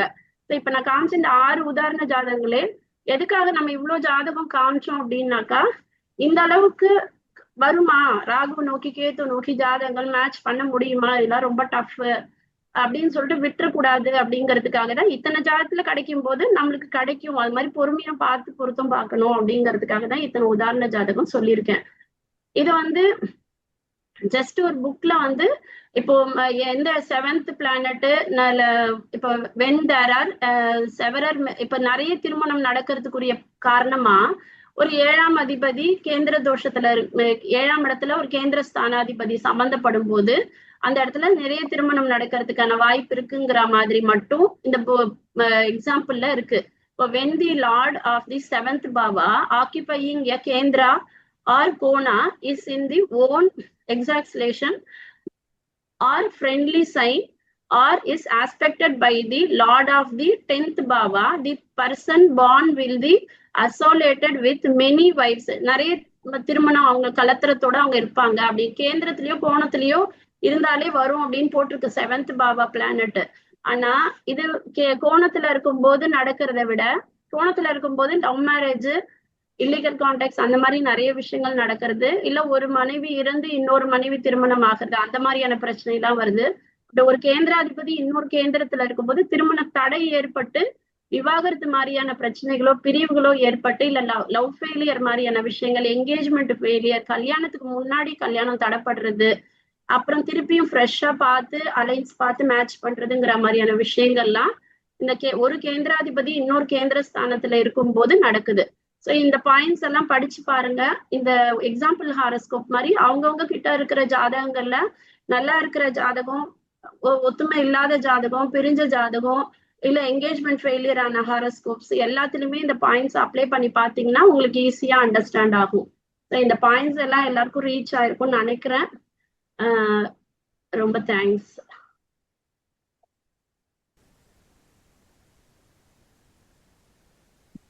Thank you very much madam. ಇಷ್ಟು ಹೊತ್ತು ಕೂಡ ತುಂಬ ಚೆನ್ನಾಗಿ ಮ್ಯಾರೇಜ್ ಮ್ಯಾಚಿಗೆ 2-3 ತಿಂಗಳಲ್ಲಿ ಕಳೆಯುವಂತಹ ವಿಷಯಗಳನ್ನು ಭಾಳ ಸ್ಪೀಡಾಗಿ ಹೇಳಿದ್ದಾರೆ. ತಮಿಳಲ್ಲಿರುವಂಥದ್ದು ಇದನ್ನು ಮುಂದೆ ಯಾವತ್ತಾದರೂ ಒಂದಿನ ಟ್ರಾನ್ಸ್ಲೇಟ್ ಮಾಡೋರನ್ನ ಯೂಸ್ ಮಾಡಿಕೊಂಡು ಅದನ್ನು ಟ್ರಾನ್ಸ್ಲೇಟ್ ಮಾಡಿ ಗ್ರೂಪ್ಗೆ ಹಾಕೋದಕ್ಕೆ ಟ್ರೈ ಮಾಡ್ತೀವಿ.